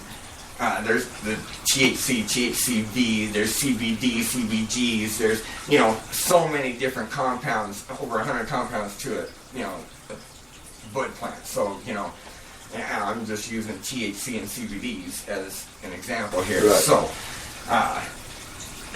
yeah, we were born for it. So why are they making something that we were born to have, to need, illegal?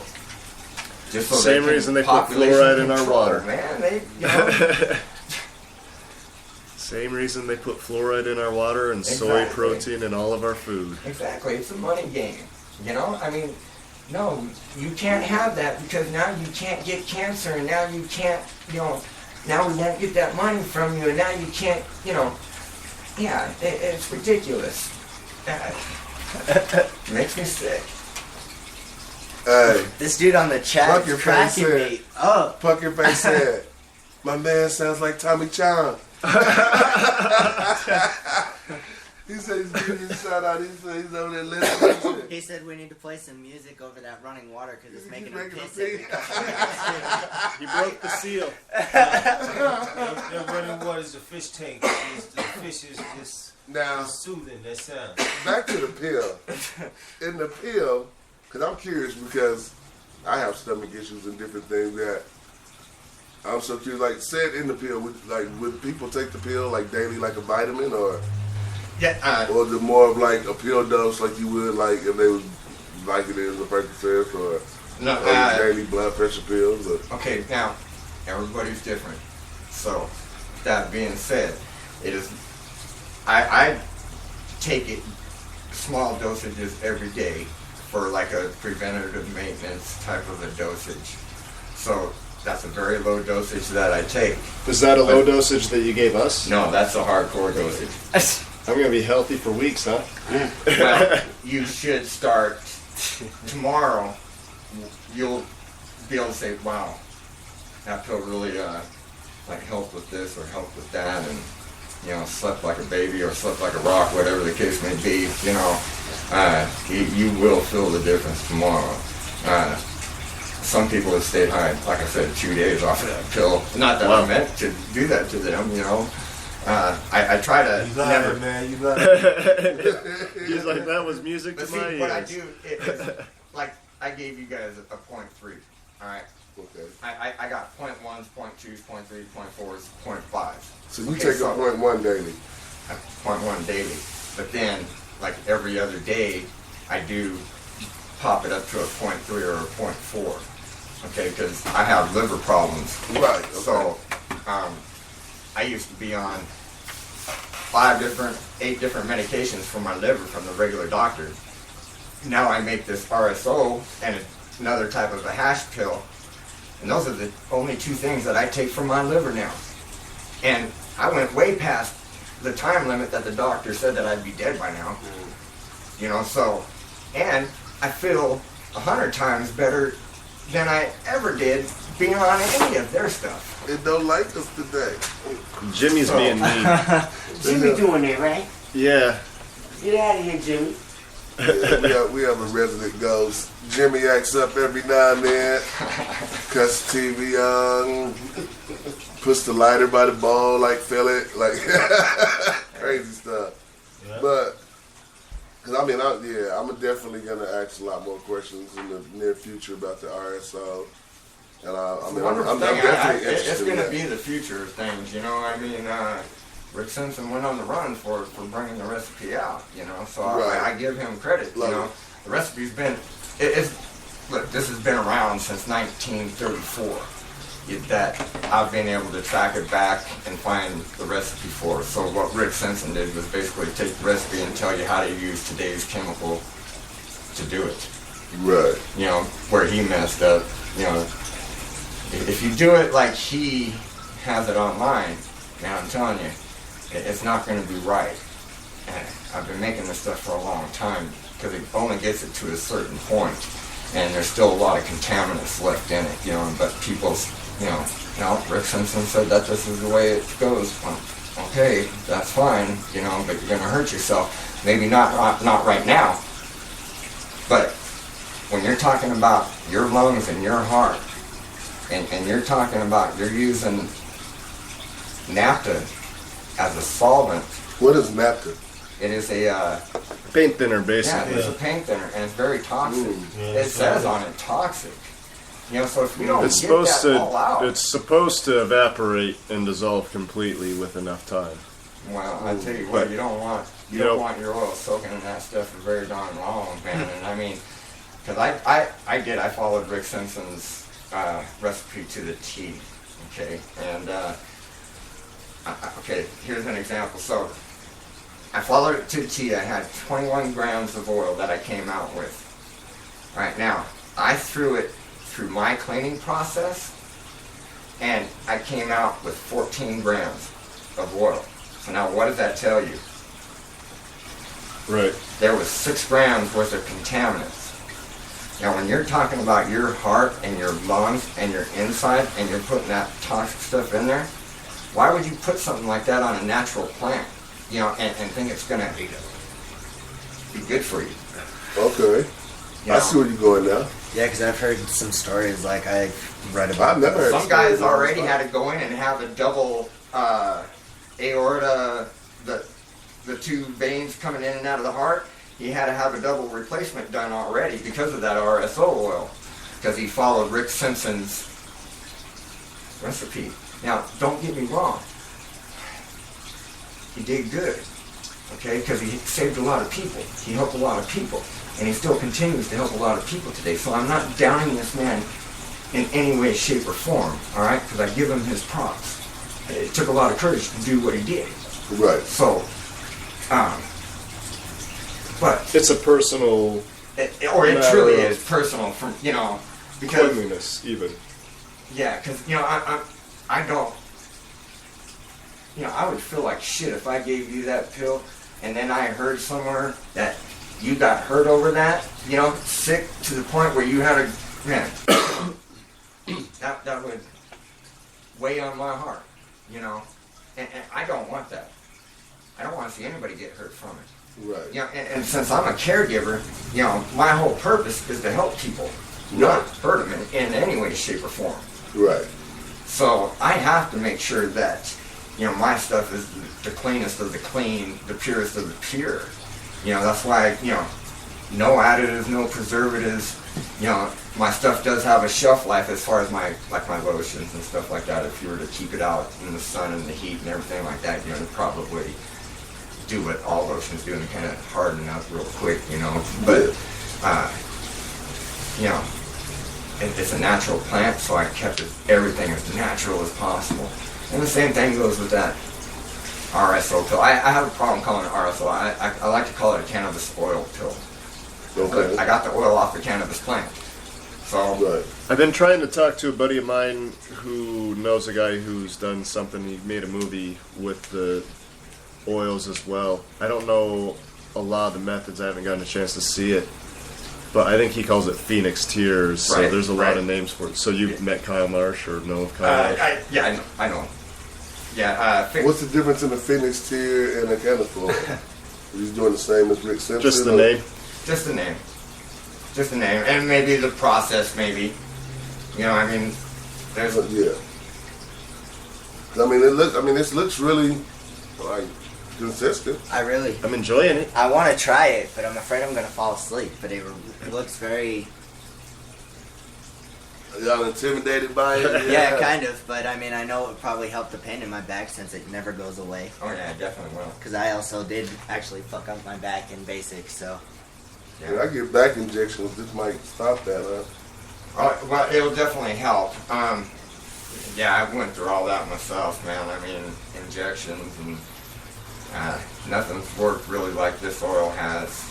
So I feel like it'll be it's the next big thing. People are gonna really, when it kicks on, people will go, wow, man, why did it take so long for this to get out? You know? Right.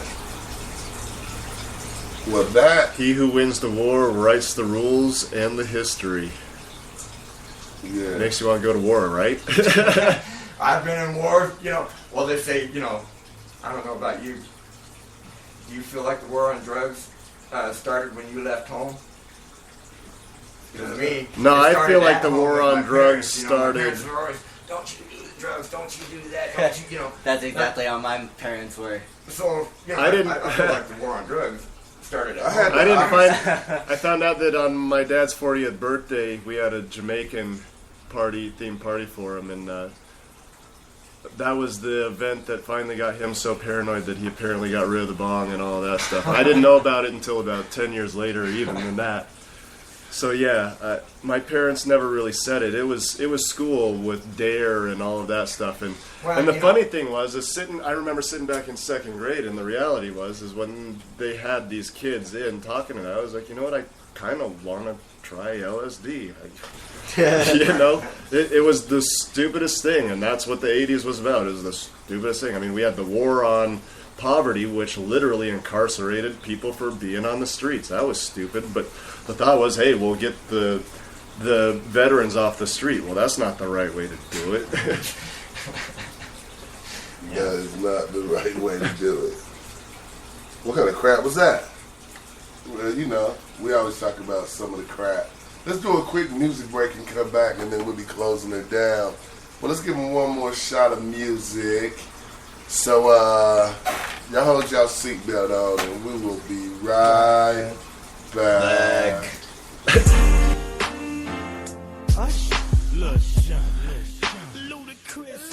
Yeah, man. Once again, this song. You know we had to do it again, right? We had to do it again, boy. I want you to sing to these ladies, man. So I'm up first. Let's get it. Baby, how you doing? Hope that you're fine. Wanna know what you got in mind tonight. Got me feeling like Judas. Girl, I can't leave you alone. Take a shot of this here Patron, and it's gonna be on. VIP then got way too crowded. I'm about to and I'm calling it a night. You should holler at your girl, tell her you're shaking the scene. Pull off peep peep shotgun in the GT with me. She said, oh, I'm ready to ride. I was like, yeah, cause once you get inside, you can't change your mind. Don't mean to sound impatient, but you gotta promise, baby.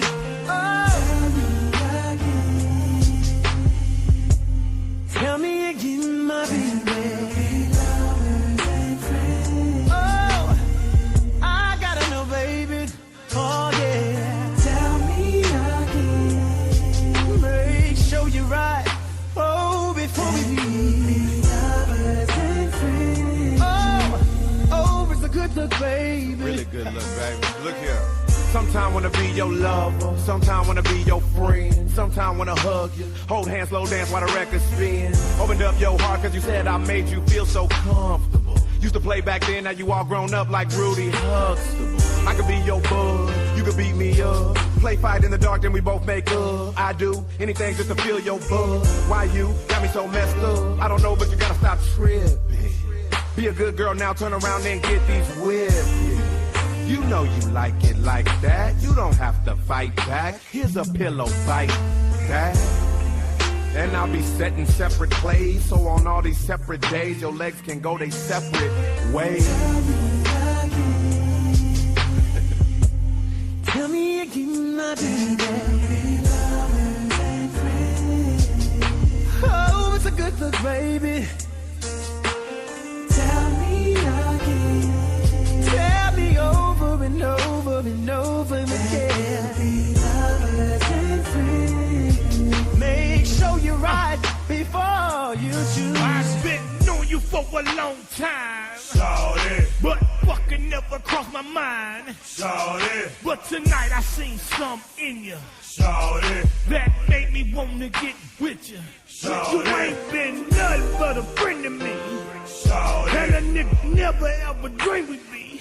Shawty. Up in here kissing, hugging, squeezing, touching. Shawty. Up in the bathtub, rubber dubbing. Shawty. Are you sure you wanna go this route? Shawty. Let a nigga know before I pull it out. Shawty. I would never ever cross the line. Shawty. Shawty, let me hit you, tell me one more time. One more time. Tell me again. Tell me again, my baby. Oh, it's a good look, baby. Tell me again. Make sure you're right. Oh, before we leave. Lovers and friends. Tell me over and over and over again.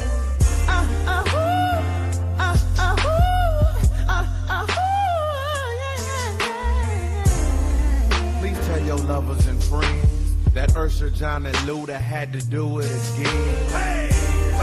Please tell your lovers and friends that Ursher, John, and Luda had to do it again. That's right. Yeah. Please tell your lovers and friends that Ursher, John, and Luda had to do it again.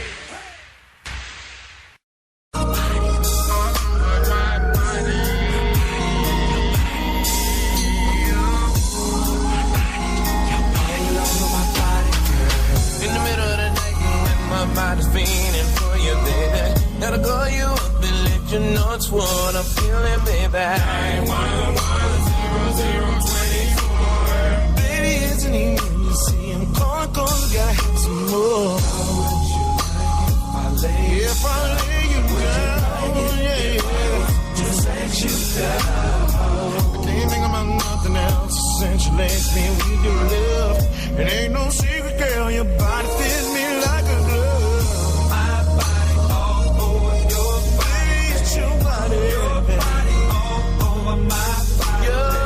Over mine, all over your body. It's your body, babe. It's your body, babe. My body, all over your body. It's your body, yeah. Like feeling your body, baby. All over your body. Baby, it's your body, baby. Oh, it's your body, baby. All over your body. Wanna feel you up. Your rib flows all over me. Wanna be your precious treasure wrapped around me oh so tightly. And I wanna hear you shout. So come on, baby, let me break you off. I guarantee I'll turn you out. Would you like it if I was to sex you down? Baby girl, stop. You want me just like I want you. Never had a lover that would do the things that Johnny can do. It's your body all over my body. It's your body all over your body. It's your body, baby. It's your body, baby. My body all over your body. Should it feel so good? So nice, so nice. It's your body, hey.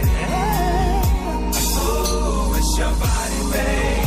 In the back, who's playing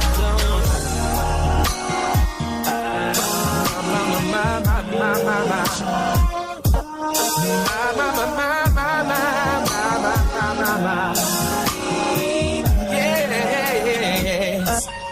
Keep on playing on.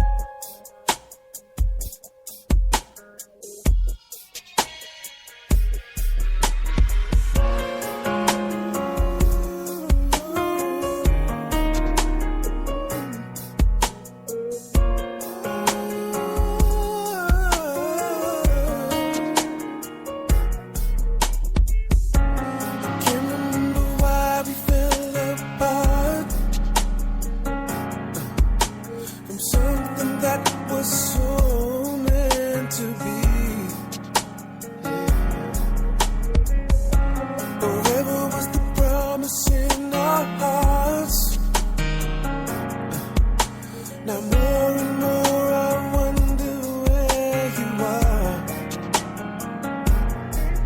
Do I ever cross your mind anytime? Do you ever wake up reaching out for me? Do I ever cross your mind anytime? I miss you.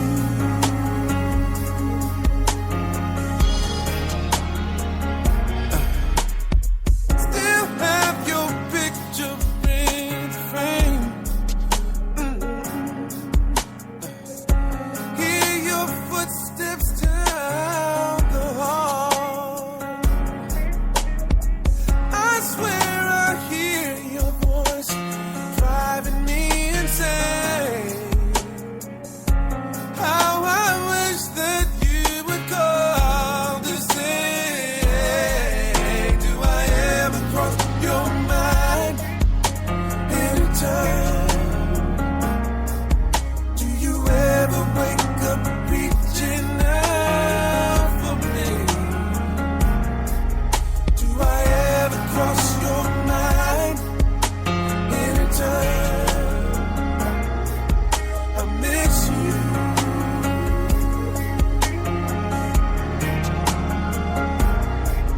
I miss you. I miss you.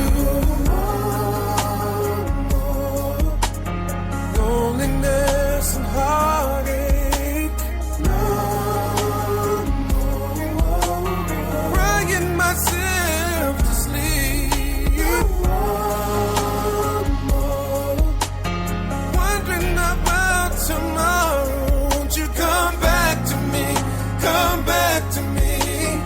Oh, do I ever cross your mind anytime?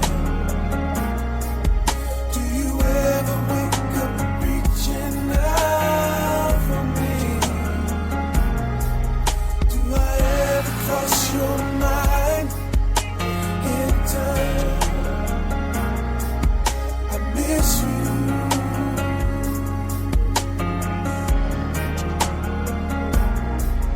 Do I ever cross your mind anytime? Do you ever wake up reaching out for me?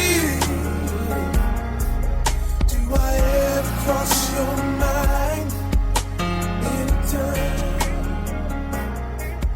I miss you.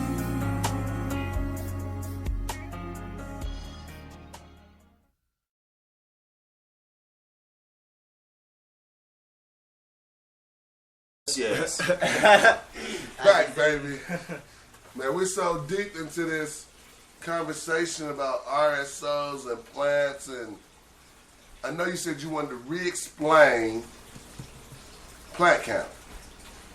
Yes, I do. Alright, so. Oh, yeah, y'all know it's my Kathy Lee and all the time, y'all. Alright, so Amendment 20 specifically states what a doctor's role is in the marijuana process, which is to prescribe marijuana for whatever your ailment or disease may be. Right. And that is the end of his role. It's Right. to only recommend that you use marijuana for your problem. The plant count, for him to issue a plant count is completely unconstitutional according to Colorado's Constitution Amendment 20. Right? His plant counts, he doesn't know how much to grow. If you were to come to me and you're an edible person, you're going to require so much more. But does that doctor know how much more? Does he know how much more that caregiver got to grow to make sure that you have your medicine 365 days a year like you should? You know, because you would have it 365 days a year if you were taking Percocets or Vicodin, whatever the case may be. So, in my opinion, you know, it's the caregiver's role for the plant count. So, if I decide that you need, okay, because every caregiver grows differently. Right. Like I said, small, medium, or large plants. So if he's growing those small plants, well, hell, he might say, I need to grow 60 plants for you just to be able to accommodate you, you know, for how much you're coming and getting your product. So now somebody else comes to me and they're just a smoker. Okay, I'm growing small plants and, you know, okay, well, maybe I can get away with 12 with my rotating harvest, you know, and so, but who's the doctor to say? Well, and this is something the federal DEA knows, is that they get $1 million a year, and one of the years they did studies, you know, on container size and its effects, and one of the years they did study on plant size when you flower and its effects, and they found that as long as you maximize your space in there, you get the same yield. So it doesn't matter if you're growing 24 plants under a light or 1 plant under a light. If you do it right, you can get the same yield. Right, but what are the odds that a beginner to an intermediate grower is going to be able to do that? Right.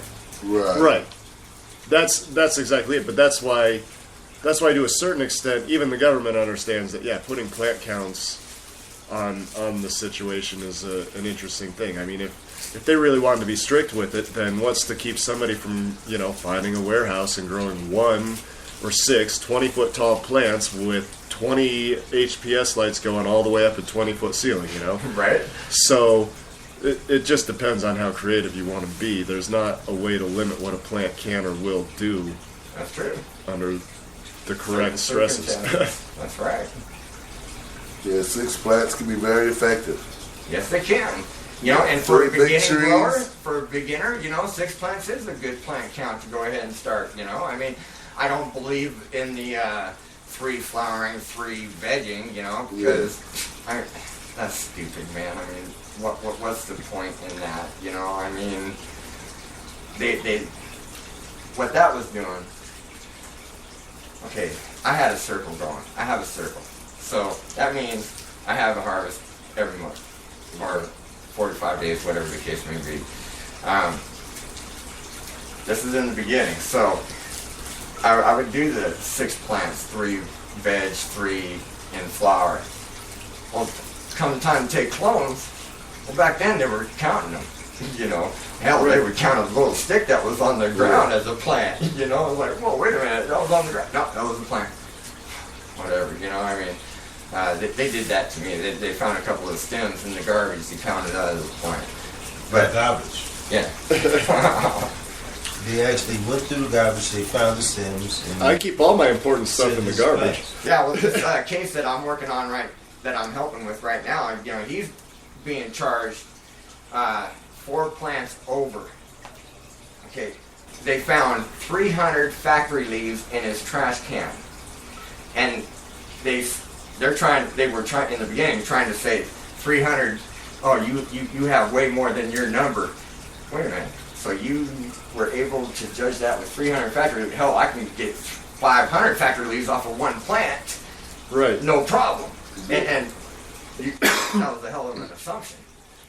So, but yeah, they'll go through your garbage. They'll have the garbage men come and take it, and then they'll... It always makes me wonder if they really understand what they're saying, or if they're doing this on purpose. Because like when I ended up on probation for my stuff, they told me that they were going to test me, but I could go ahead and take advantage of my red card, but they were going to test me, and they would know if I was dealing or not, which was their original assumption, based on how high my levels were. I was like, Dealing? Seriously? Because my levels are going to be way higher than the dealers. A dealer is going to smoke, I don't think, 8 or 9 times a day. I'm taking a good amount to alleviate pain from the radiation therapy that I had, so yeah, by the middle of the day, I've already changed that numbers. And they never said anything to me. It was just one of those things where they obviously said it to keep me, whatever, to make me paranoid. It's just one of those things where it makes you wonder, did she really believe that, or was she trying to put the screws on me and work on my fears and paranoia as a citizen? They're all scripted. I tell you, you can go and put a whole bunch of them in the room and ask them the same damn question. I guarantee you they'll give you word for word, verbatim answer. Right. I guess my thing is it changes my opinion of them if they actually believe it and they're naive, or if they don't believe it and they're saying it because they need a paycheck. You know. Yeah. I mean, out of the way, you know, they're right. No good for us. Right. You know, I mean, because now they're just going on pure assumptions, and that's not police work. I'm sorry. You know, detectives that were in my house, you know, they did so many things wrong, and my lawyer just tore them apart on the stand, and then the Colorado Department of Public Health and Environment sends their fraud department to my trial, and right away, the first sentence out of his mouth was a lie, and he got busted instantly. Man, I mean, couldn't believe it, man. Lie. Instantly. Volunteered to lie. How did The fire department. The fire department was trying to commit fraud. Colorado Department of Public Health and Environment. Yeah, the ones that are issuing you your red card, and you know they're to come to court, and you know because the question was Mr. Wainwright a medical marijuana patient? No, Mr. Wainwright was not a medical marijuana patient at that time. Well, what he didn't know is that we had just gotten a photocopy of my red card submitted as evidence because of the date and everything else on it. And he didn't realize that. And the judge had seen the date on it, and I could see right when that guy said, nope, Mr. Wainwright wasn't I seen that judge go, oh. And then my lawyer jumped on it quick. Oh, he wasn't, was he? God, can I? And I was like, yeah, go ahead.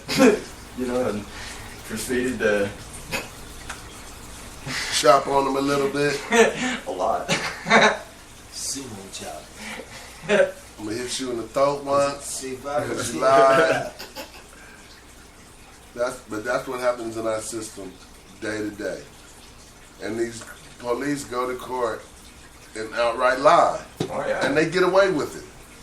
Well, unfortunately, every now and then there's one that comes up like that guy. Was it in Houston, the detective in Houston? But for the most part, yeah, like you said, that I was lucky that the detective wrote down that, yeah, I came home and there was a police officer standing outside my house telling me I can't go in my house until they come back with the warrant. And they had already been in there and the door was open. You know, so he wrote down his report and, you know, but still the district attorney wants to say blah, blah, blah, it doesn't matter, you know, and... Right, well, the state of Colorado told me, as long as I was following the rules, and that they would not prosecute me if I could prove with paperwork, which I did. You know, I handed out stacks of paperwork. You know, I had all my ducks in a row. You know? And so I was out here's all my paperwork. You know, I was registered with the state of Colorado. You know, I was the first agricultural business here in Colorado. But then when they raided me, yeah, I was told shut down. So I had to shut down for 2 years. So I'm basically just now getting started back up. You know, so it's been a little rough process getting going. You know, I mean, Yeah. Because 2 years out of the game, you know, people forget your face. People forget, you know. Because I had to disappear, you know, and then it just about, I don't know, 7 months ago I finally started coming out and, you know, let my name be seen, or let me be seen again, let my name be heard again, you know, so, but now I'm out, I don't give a shit no more, man. They can, you know, if they want to fucking arrest me, go ahead, man. I mean, you know, doesn't matter anymore. I'm not worried about it anymore. You're doing it the right way, so... Well, yeah, you know, if they think that I'm doing anything different, you know, why would I change what I was doing back then that maybe helped me win my case? You know, it would be stupid for me to change anything up. Right. You know, so, if anything, I'm more prepared for them now. I won't let you in. No, that's for sure. You know, I mean, do you have a warrant? No? Oh, well, then you go get one. Oh, but and then the cops will tell you, oh, but it'll be easier on you, and it'll show that you have nothing to hide. Yeah, I don't care what they tell you. You always make them go get a warrant. I mean, we have rules to follow. Well, they have rules to follow. They are not above the law. Right. That's right. So, always go get a warrant. And am I being detained? No. Oh, well, I want you to leave then. You know? So. That's what's up though, because I mean, to win the case, I know the guy has to feel better that he's getting good advice right now, because for somebody that's already walked that road, you gotta know what he's going through. And I know he's probably overwhelmed dealing with it, because Yeah, oh, most definitely. You know, I mean, when I was going through it, I felt the weight of the world. You know, I mean, they were threatening to lock me up for 6 to 12 years and giving me a $500,000 fine, take away my kids. You know, and you know, I kept saying, well, what the hell? You know, you give me a license, you tell me it's okay, and then you're busting me. You know, I mean, that ain't right. You know, I mean, so, you know, I mean, I could have accepted a plea deal. They offered me several of them, you know, but, you know, in my heart, I was innocent. And, you know, I don't care. If you feel like you're innocent, why are you going to take a plea deal? That's right. I agree with that. Because I know the plea deal is a second deal. It is. It's just, well, that's how the courts are run, is that they know that 90% of the people are going to take a plea deal, and that's 90% more dollar signs that they had before they arrested those people and got those cases. Right. So, you know, they know this for a fact. You know, the studies have been done. So, you know, most people can't afford to go to trial. That's why I didn't go to trial. If more people would stand up and say, you know what, okay, fine, I'll take your public pretender, you know, and then go like pro se. You know, look, in Adams County, pro se cases are winnable by 87%. That's a very high number. Yeah. Wow, that's so all this happened in Adams County. Well, if you get busted in Adams County and you go, that means they're wrong 87% of the time. You're gonna more, at least. Yeah, 87% of the time you're gonna be found not guilty. But yet they're gonna keep taking it to court, you know, because they want that money, man. You know, I mean, hell, you're gonna push it to the end. That is crazy, you know. I believe that too. I never got a ticket or anything in Adams County. Never. But Denver and Aurora, they sort of like that too. Oh, they're all, you know, they're all intertwined. You know, they all work together. Oh yeah, you know, it doesn't matter what police station you go to, they're all the same. You know, I mean, don't get me wrong. You know, I know some police officers, so you know, I mean, there are some good ones out there. You know, I mean, we have LEAP. You know. Law Enforcement Against Prohibition, you know, so that's a very cool group on our side, you know, I mean, so there are some that do feel like it's wrong, you know, I mean, so I don't. And then there's still the ones that want you to stick out your tongue because big bumps on your tongue prove that you're turning into a lizard like in Up in Smoke. You got a green tongue. Yeah, that's another thing, that mandatory blood draw stuff, you know. Yeah, that's crazy. 5 nanogram limit, you know, that's ridiculous. And me as a patient, you know, I guarantee you, when I went and mine is going to be anywhere between, I'd say, 60 and 70%. You know, so what you're telling me is that now I can't go to work because I can't drive because I smoked last night, and I got a full 8 hours sleep, or, you know, now, you know, my employees can't work because I'm not there. Right. My family is now losing money. Right. Their families are losing money. That was the day that we was going to eat. Right? Wait a minute. That's got to be changed, man. It's wrong. It's People wake up 20 plus nanograms easy. Easy. I mean, in that test, everybody was hot. You know, the no number was low. And then they kept having them smoke, and they just kept having them try to smoke as much as they could back to back until they started driving funny. But ain't nobody that's real people that's smoking just gonna sit up and smoke 10 bowls and they're like, let's get the car. Like, people don't do that. Like in real life, that's not what's happening. Right. That's like a drunk at a bar. Okay, if he's gonna drink 10 beers and get behind the wheel, somebody's doing that, is that type of person. But real patients and people out here are medicating regularly, and if they get in the car, that's their, pretty much their regular levels, other than the smoker time that they had before they left, to make sure they was all right. Guaranteed, man. You know, How hard do you think it would be for us to set up blood tests for us first thing in the morning? Costly.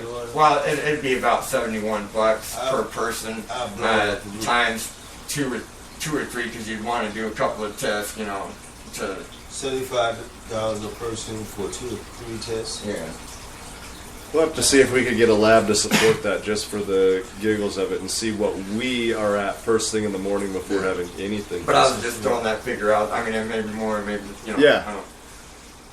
Exactly. I mean, we've joked about it to a degree, but it might be quite serious that it would take a month of not consuming to get to a point where we could drive. Right. And that would be ridiculous. I'll be not willing to do that. Nope. I'll be not willing to do that, because I'll be not willing to not smoke for a month. Right, I can't do that myself, man. I wouldn't be willing to do that. Never. Never? Right. I'd probably lose 40 pounds. Well, I did. I lost like 50 pounds. Yeah. I mean, cannabis makes you slim and trim. It does. That's right. And I'm gonna it's trim and Because slim. it gets your metabolism on functioning properly, and so even though you get the munchies after you smoke or something, but that's okay. But see, most people don't eat right as it is, anyways. They're always eating junk, never eating what they're supposed to. So now this RSO pill stuff, I tell you, man, it'll get you eating normally. It'll get you. It's an appetite stimulant. So, you know, now you can go ahead and eat your maybe 3 meals a day, which is, you know, it don't have to be big. It don't have to, but I guarantee it's probably better than what you're doing right now. You know, 'cause I know a lot of people that just don't eat because their stomach is so jacked up. You know. And I say eat your stems too, and your seeds. I see you do that. Right? I see that. You know, if it works for you, then, you know, I'm all 100% for it, you know, because, you know, there's nothing about that plant that cannot be used. I see something like a cannabis smoothie in the morning time. Oh, most definitely. That right now, that's really the rage right now is cannabis juicing. You know, heck, growers right now in the summertime, this would be the perfect time, you know, to go out and trim your plants up, and, you know, you're helping your plants, and plus now you got a bunch of material for a bunch of smoothies. And I believe I own the only other plant with nearly as much antioxidant power in it is the aloe plant. I know that too. And yeah, that's another wonderful plant. See, so I ain't just growing hemp plants, I'm growing all the plants. That's what I liked about what you were saying earlier. Is you know, I did my catch garden that. every year. I also, I have a garden, and I'm trying to get it to be like a community garden. So as soon as I get it set up, I'll be putting out information on that.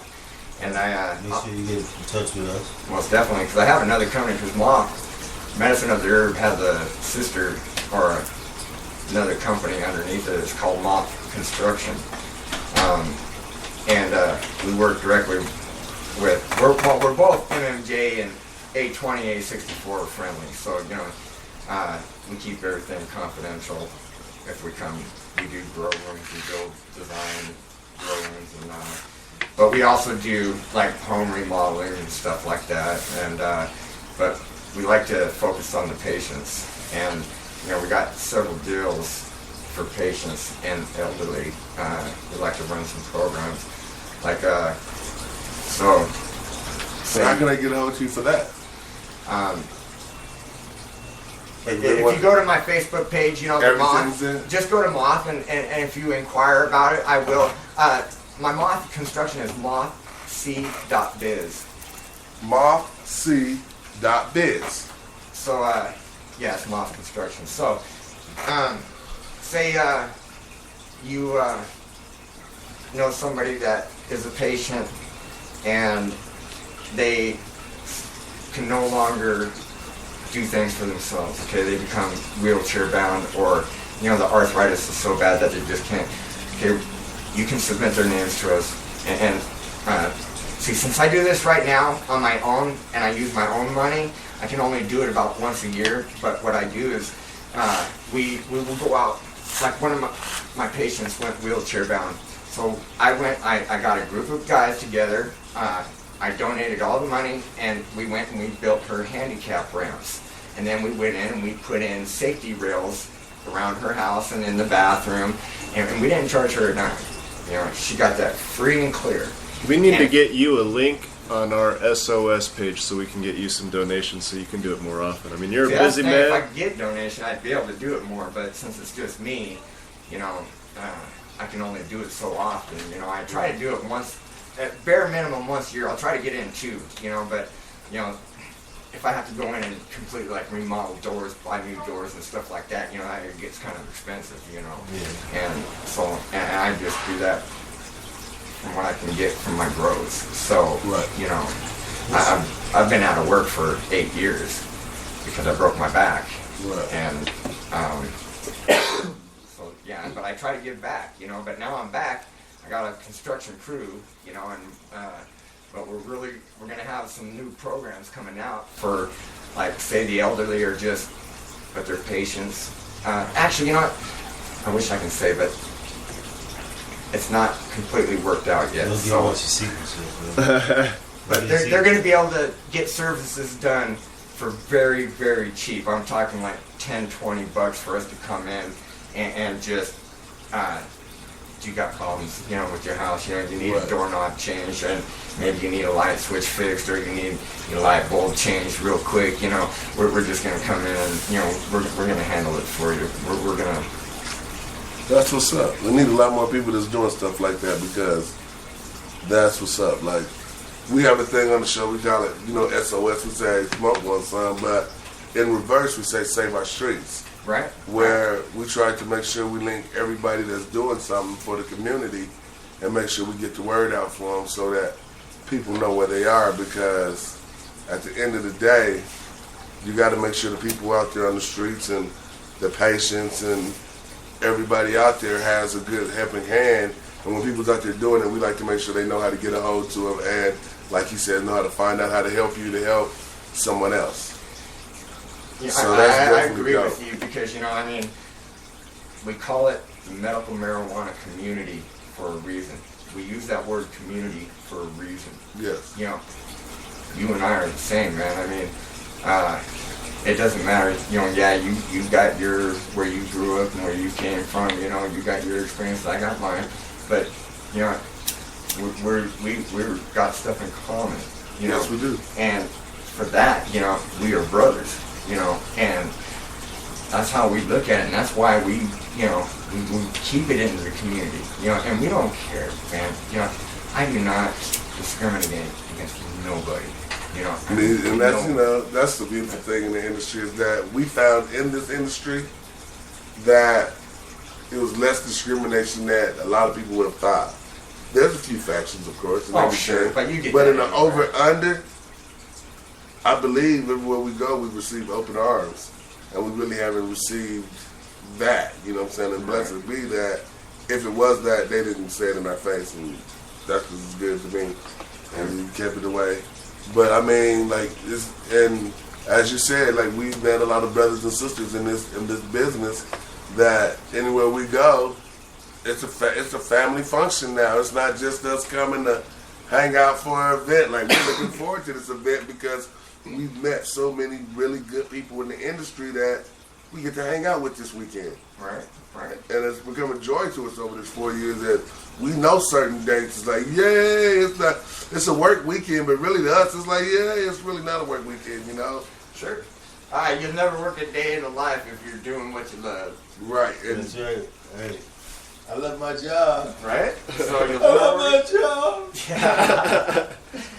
It's hard to think every day you wake up and this is your job, you know. It's too Right? What educated better and place to informed. live than Colorado right now, man? Or Washington, okay, but Colorado, I love Colorado.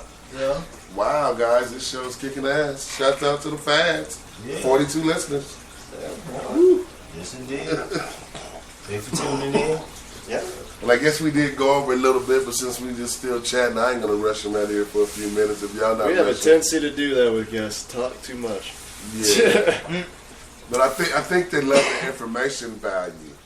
You know what I'm Yeah, saying? I think that was huge. I mean, yeah, this was a great show. I love it. I love the information you brought to the table. And I think the fans, because we had a lot of interaction on the chat board. The chat board went crazy. Right. Like, you see me do it a lot of times because it was just going nuts. We had a lot of people from all over the country, so that's definitely a plus. And we definitely, like I said, I want to make sure we keep an open door policy that anytime you got something hot you want to let the people know, or if it's a burning thing, or you got a patient that needs help and you need to get the word out, you make sure you let us know so we can help you get the word out. Wonderful, because we got a program coming up that hopefully, I know it's going to be a big thing, but we're going to be able to hook up patients to caregivers and caregivers to patients no matter what part of the state that you're in, all four corners and everywhere in between. So we're just waiting to get the website launched, and as soon as it does, I'll give you a holler and let you know what the website name is and where the patients and caregivers can go to Link up. Link up. Right on. Well, look like I'm going to help lead the way to linking up. So, Rick, tell everybody That's what we how to wanted get to do. in touch with you again. Yeah, okay, so Facebook, just go on Facebook, it's /Moth, M-O-T-H, it's all in capital letters. It'll be under health and beauty. do you have like facial rubs and masks and things like that? Even Yes. I've been tempted to get into that for girls because I know they spend a ton of money on that stuff and they're sticking crazy things on their face. Well, they're sticking clay on their face to begin with in order to look pretty during the day. But these plants, when people have documented that they'll pull molybdenum out of the soil in intoxicated soil, maybe we should try pulling the intoxication out of our pores. I don't know. Right. No, I agree. And yes, I have from soaps to. You got black soap? I am. That is in the works right now. That is and shampoo. So yeah, okay. So, but yes, I have soaps, body washes, balms, creams, lotions. And my lotions, you can get them in either a lotion, a creamy, or an extra creamy. Like I said, you can get eczema creams, arthritis creams, fibromyalgia creams, arthritis creams, zit creams. My goodness, you can get just regular creams. Now my regular creams, now those 2 little bottles that I gave you, okay, those are enough for, it's a ½ an ounce of lotion. Now most places that I've seen that I've gone into, they sell that for $15. That's just one of them things? 2 of them. 2 of them for $15. 2 of them, $15. All right. Now, and that's just the regular lotion, you know. And it spreads that far in one little dab, bro. You're right. It opens spreads There you good, go. boy. And, a dab will do you? I mean, oh, that's the wrong dab. You know, I keep my prices very affordable because I try to, you know, no matter what your economic status is, I'm going to do my best to help you out. So I'm going to get some of that lotion that you said I'd put on my back. Okay. I think I'm going to get that. But yeah, otherwise you can email me at frankenstrain@hotmail.com. You know, it's FRANKNSTRAIN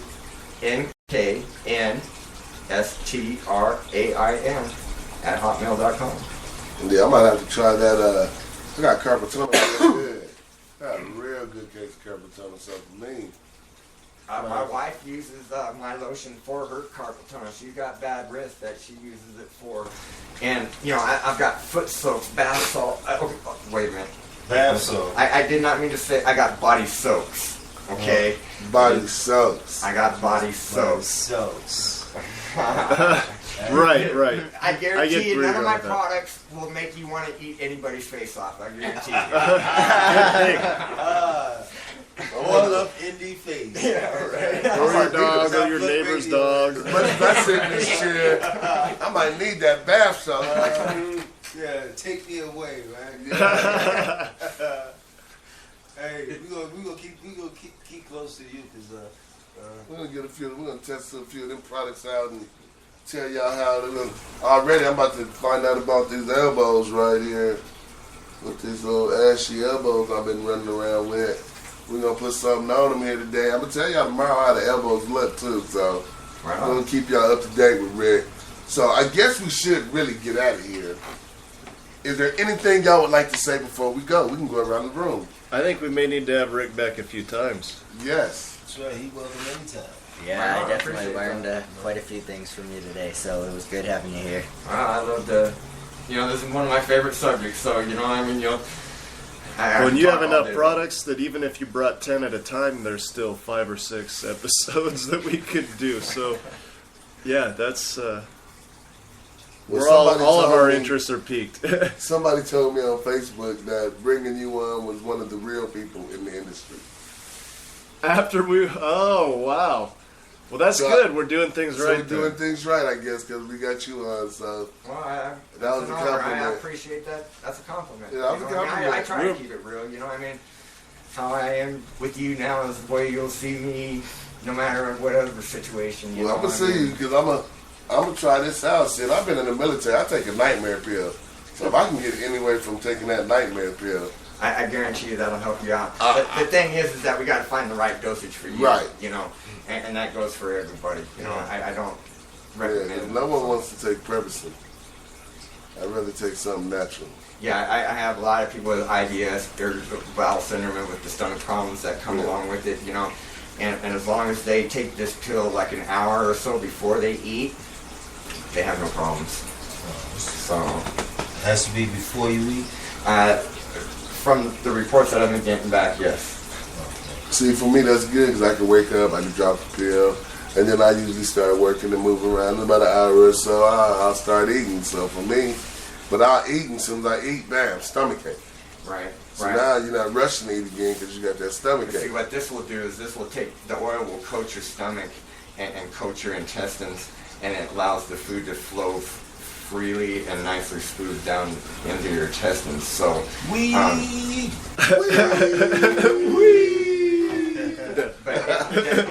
that takes away the pain because it's not scraping, it's not forcing, it's not, so it'll take away the bloating, it'll take away the pressure pains. Been blown a lot. So I'm gonna have to find out from me and a couple other people. I'm gonna start working on a dose. I'm gonna find out, guys. Y'all might have to follow me on my journey with I ain't gonna say the RSO pill. I'm gonna say cannabis oil. And y'all follow me on my stomach journey and see how this pill helps me, so I can stop taking all the pills I'm taking. I take a few pills right now. I'm gonna try it tonight. Yeah, I'm gonna try it tonight too. I think my girl will like me to stop working early and just relax. So yeah. As soon as the B-Jam show's over, I'm gonna drop it. Yeah. And take a ride. And what I want to say, just tune in, tonight. The hottest new video show that's on www.1br.co. KSOSDB Denver. Alright? Off the couch. Off the couch. I got some hot videos tonight. Check it out. You want to say anything to him, Rick, before we go? It's been a pleasure, man. I enjoyed it. So, look, it is your choice. It's your body, your choice. So, you got a choice, man, and there is help out there. So, Yes, it is. And on that note, we'd like to thank you for coming. And as we tell everybody, roll a joint, fill a blunt, dab about 5, 10, 15 times. Hey, it's Tuesday, and they say it's Titty Tuesday, so have a beer. And then, rewind back. And as I always tell y'all, pay it forward. Do something for somebody other than your goddamn self. And on that note, SOS. Smoke one, son. Boom! Let's welcome somebody. I smoke and I drink up, put the stank up. It's my birthday, I'm talking drinks for everybody. 2013, old black Maserati. Throwing cake everywhere, cold as hell party. 2 red bones rolling blunts and they laced it. 6 bottles of Ciroc, all getting wasted. You ain't never heard a remix. Roy, I told you, big homie, we got a hit. Do it big, huge. Somebody go and free my dog, Boozy Boo. Rest in peace, Mr. Magic Daddy Go. We want another Grammy, time to bring it on. Body head, you know the name. 2 piece, I'm about to put us back off in the game. They lie when they say you only get one shot. We back at it time, we won't stop. I drank, I supposed to stop, but I can't. I'm a dog, I love, and I'm addicted to money, cars and cars. Do it big then, do it big then, do it big then, do it big then. Now I ain't got nothing but meat for you, bros. I won't trip, I ain't sick for you, bros. I ain't got nothing to give to nobody, deal with nobody, chill with nobody. I'ma keep a stack of that funny smelling tobacco. Heater in my hand, you know I'm ready to echo. Goddamn fool, ignorant yaka, about to lose my cool. Let me smoke a goose so I can calm my nerves. Find me a duck, get some in the burb. I'm a fool with them women's, boy, that's my word. Show me a dime and I bet I'm getting served. Everybody know me, probably saw me half cock, drunk high in the club, about to get it hot. Louisiana boy, down here we get buzzed. And if we ain't fighting, it's probably cause we're too messed up. I drank, I supposed to stop, but I can't. I'm a dog, I love, and I'm addicted to money, cars and cars. Do it big then, do it big then, do it big then, do it big then. Roy still gon' drink. I don't smoke. 10 years later and I still ain't broke. Catch me in the club throwing money to the ceiling. Haters gon' talk real G's, my business. 5 in the morning doing a big hitting. I love bad, can't get them out my body, head back. Move when I move. I done did it all, ain't got nothing else to prove. Baby, I'm a dog. I love you. Yeah, got a problem, I'ma already know. I pull up with something sitting on chrome. Chain round my neck, got your chick like, whoa. Dedicate this to my Shaggy, can't forget my Scooby-Doo. Another body to the Headbangers Volume 2. Can't duplicate this, it's already done. Y'all been waiting for a hit, well damn it, here's one body hit. I drank, I supposed to stop, but I can't. I'm a dog, I love, and I'm addicted to money, cars and cars. Do it big then, do it big then, do it big then, do it big then.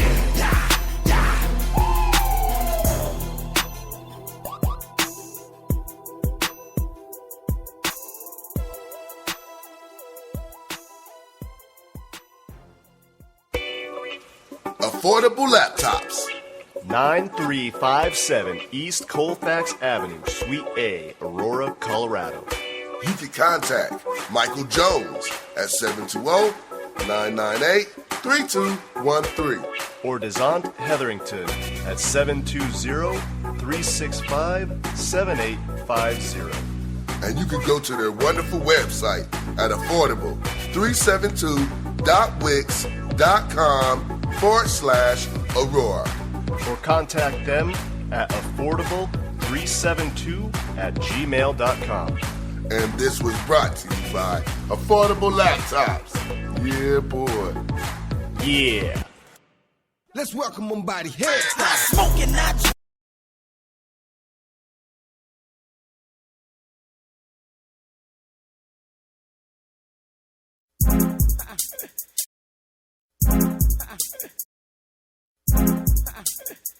Y'all know what time it is? I sure hope that y'all niggas know what time it is. These no more boys is finna come up in here. We gon' let y'all know what the fuck we talking about. It's time for everybody to crack this shit open. Check it out. Now I guess that it's time for no more to crack it open. Hit your ass so hard that your whole crew loses focus. Now this video gon' make you juke and Bodog gon' leave you with choices. I got Moody B on the freeway. Tell me about Kiwi and AJ. Well, OG, yeah. Oh, he's with the cat swerving, now close to the curb. Now if I am recalling right, ain't with the crew that's known as the rock advice. Smoke weed, get drunk and fuck all night, and ain't never ever gonna run from a fight. Did you like that? Did you like that? Did you like that? I can't explain it. I'm the same thought when I be taking a puff. My mind gets so excited. Blown ass girls and nice ass tough. Although I try to fight it, the aroma of skirt that leaves me in the air. That's projecting me to a best wisher that be freshening up this square old dandy that you roll to the road, getting told to the flow, then out the door. Sitting there with to get smoke up sweet. Smoke me up, knock me off my feet. How to me, all stated, motivated with degrees of mine. Split down with a red roll, so see per joy is big all time. Crack it open, I got half on that weed to smoke me. Crack it open, if you're skipping then you get it open. Crack it open, you ain't know we ain't your average local. Crack it open, if this rapping cold and massive is close. Crack it open, I got half on that weed to smoke me. Crack it open, if you're skipping then you get it open. Crack it open, you ain't know we ain't your average local. Crack it open, if this rapping cold and massive is close. Hilltop is cracked open this rhyme game, man. Drunk club, big lyrical tax, leaving migraines. Pissing bunch of spotted them dogs from the hilltop. Chase cash beats, keep your head rocking non-stop. Pussy popper type tracks, gangsta shit for the max. Keep your t-shirt and panties on, I'ma keep my creased up thug hacks. Chucks and colored laces, smoking on Doe's Green. A shot of Jack D, cracking it open with toast on the scene. Split your weed with this shit and shit. Bomb Denver's radios. Oh no, you shouldn't have let Pono Moles through the door. We been let the dogs loose, cause we straight from the hilltop. A decade worth of cracking it open, and it's time for us to pop like Dom P's. More popular than Mac D's. Quick to spend a G and make your hoe pay me while striking up the beat. Cause I drinks to get drunk and I smokes to be high, and we ain't your average locals representing the crack it open, I got half on that weed to smoke me. Crack it open, if you're skipping then you get to be open. Crack it open, you ain't know we ain't your average locals. Crack it open, if this rapping cold and massive is close. Crack it open, I got half on that weed to smoke me. Crack it open, if you're skipping then you get to be open. Crack it open, you ain't know we ain't your average locals. Crack it open, if this rapping cold and massive is close. I got 9 chickens on my bruiser, eager to be split. 8 swishers, burn them and meet them about 70.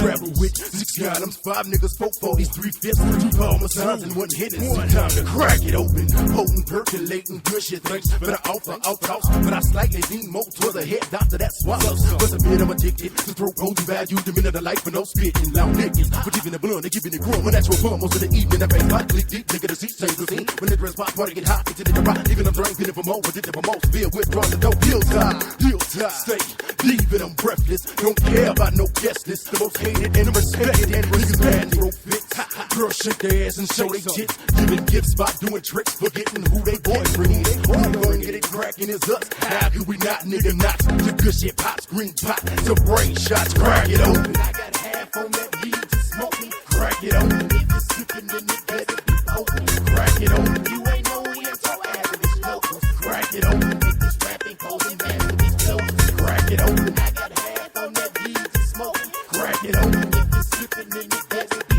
open. Crack it open. You ain't know we ain't your average locals. Crack it open. If this rapping cold and massive is close. Crack it open. I got half on that weed to smoke me. Crack it open. If you're skipping, then you better be open. Crack it open. You ain't know we ain't your average locals. Crack it open. If this rapping cold and massive is close. Crack it open. I got half on that weed to smoke me. Crack it open. If you're skipping, then you better be open. Crack it open. You ain't know we ain't your average locals. Crack it open. If this rapping cold and massive is close.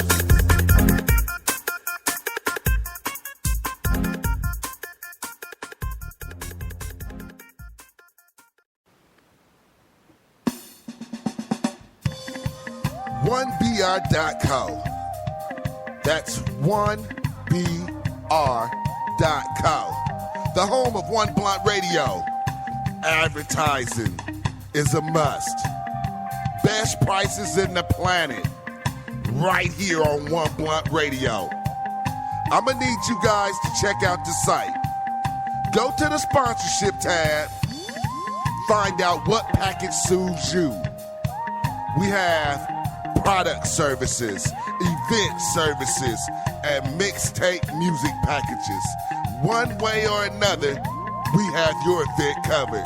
The best damn street team bar none in the MMJ community.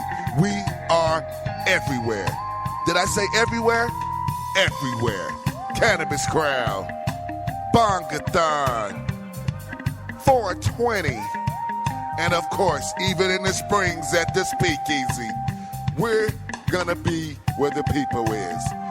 Music and marijuana is our motivation. What's yours, Craig? On One Blunt Radio. SOS. Smoke one, son. This is V-Jams On, and you can catch me every Tuesday from 8 to 9 on Off the Couch, the hottest new video show on www.1br.co, #. You heard it there first. Every Wednesday, Dr. DB KUSH, with It's Just My Opinion. I'm just saying, 8 o'clock to 9 o'clock. All up in the face, #, to the point. You heard it here. You heard it. Yo, what's up, world? This is your boy Slick. You can catch me every Thursday from 4 to 5 p.m. only on my brand new show, Slick Talk, on OneBluntRadio.com. Check it out, guys. And the highest show on the planet, every Saturday, 6 to 8. It's the One Blunt Radio Show. SOS. Smoke one, son.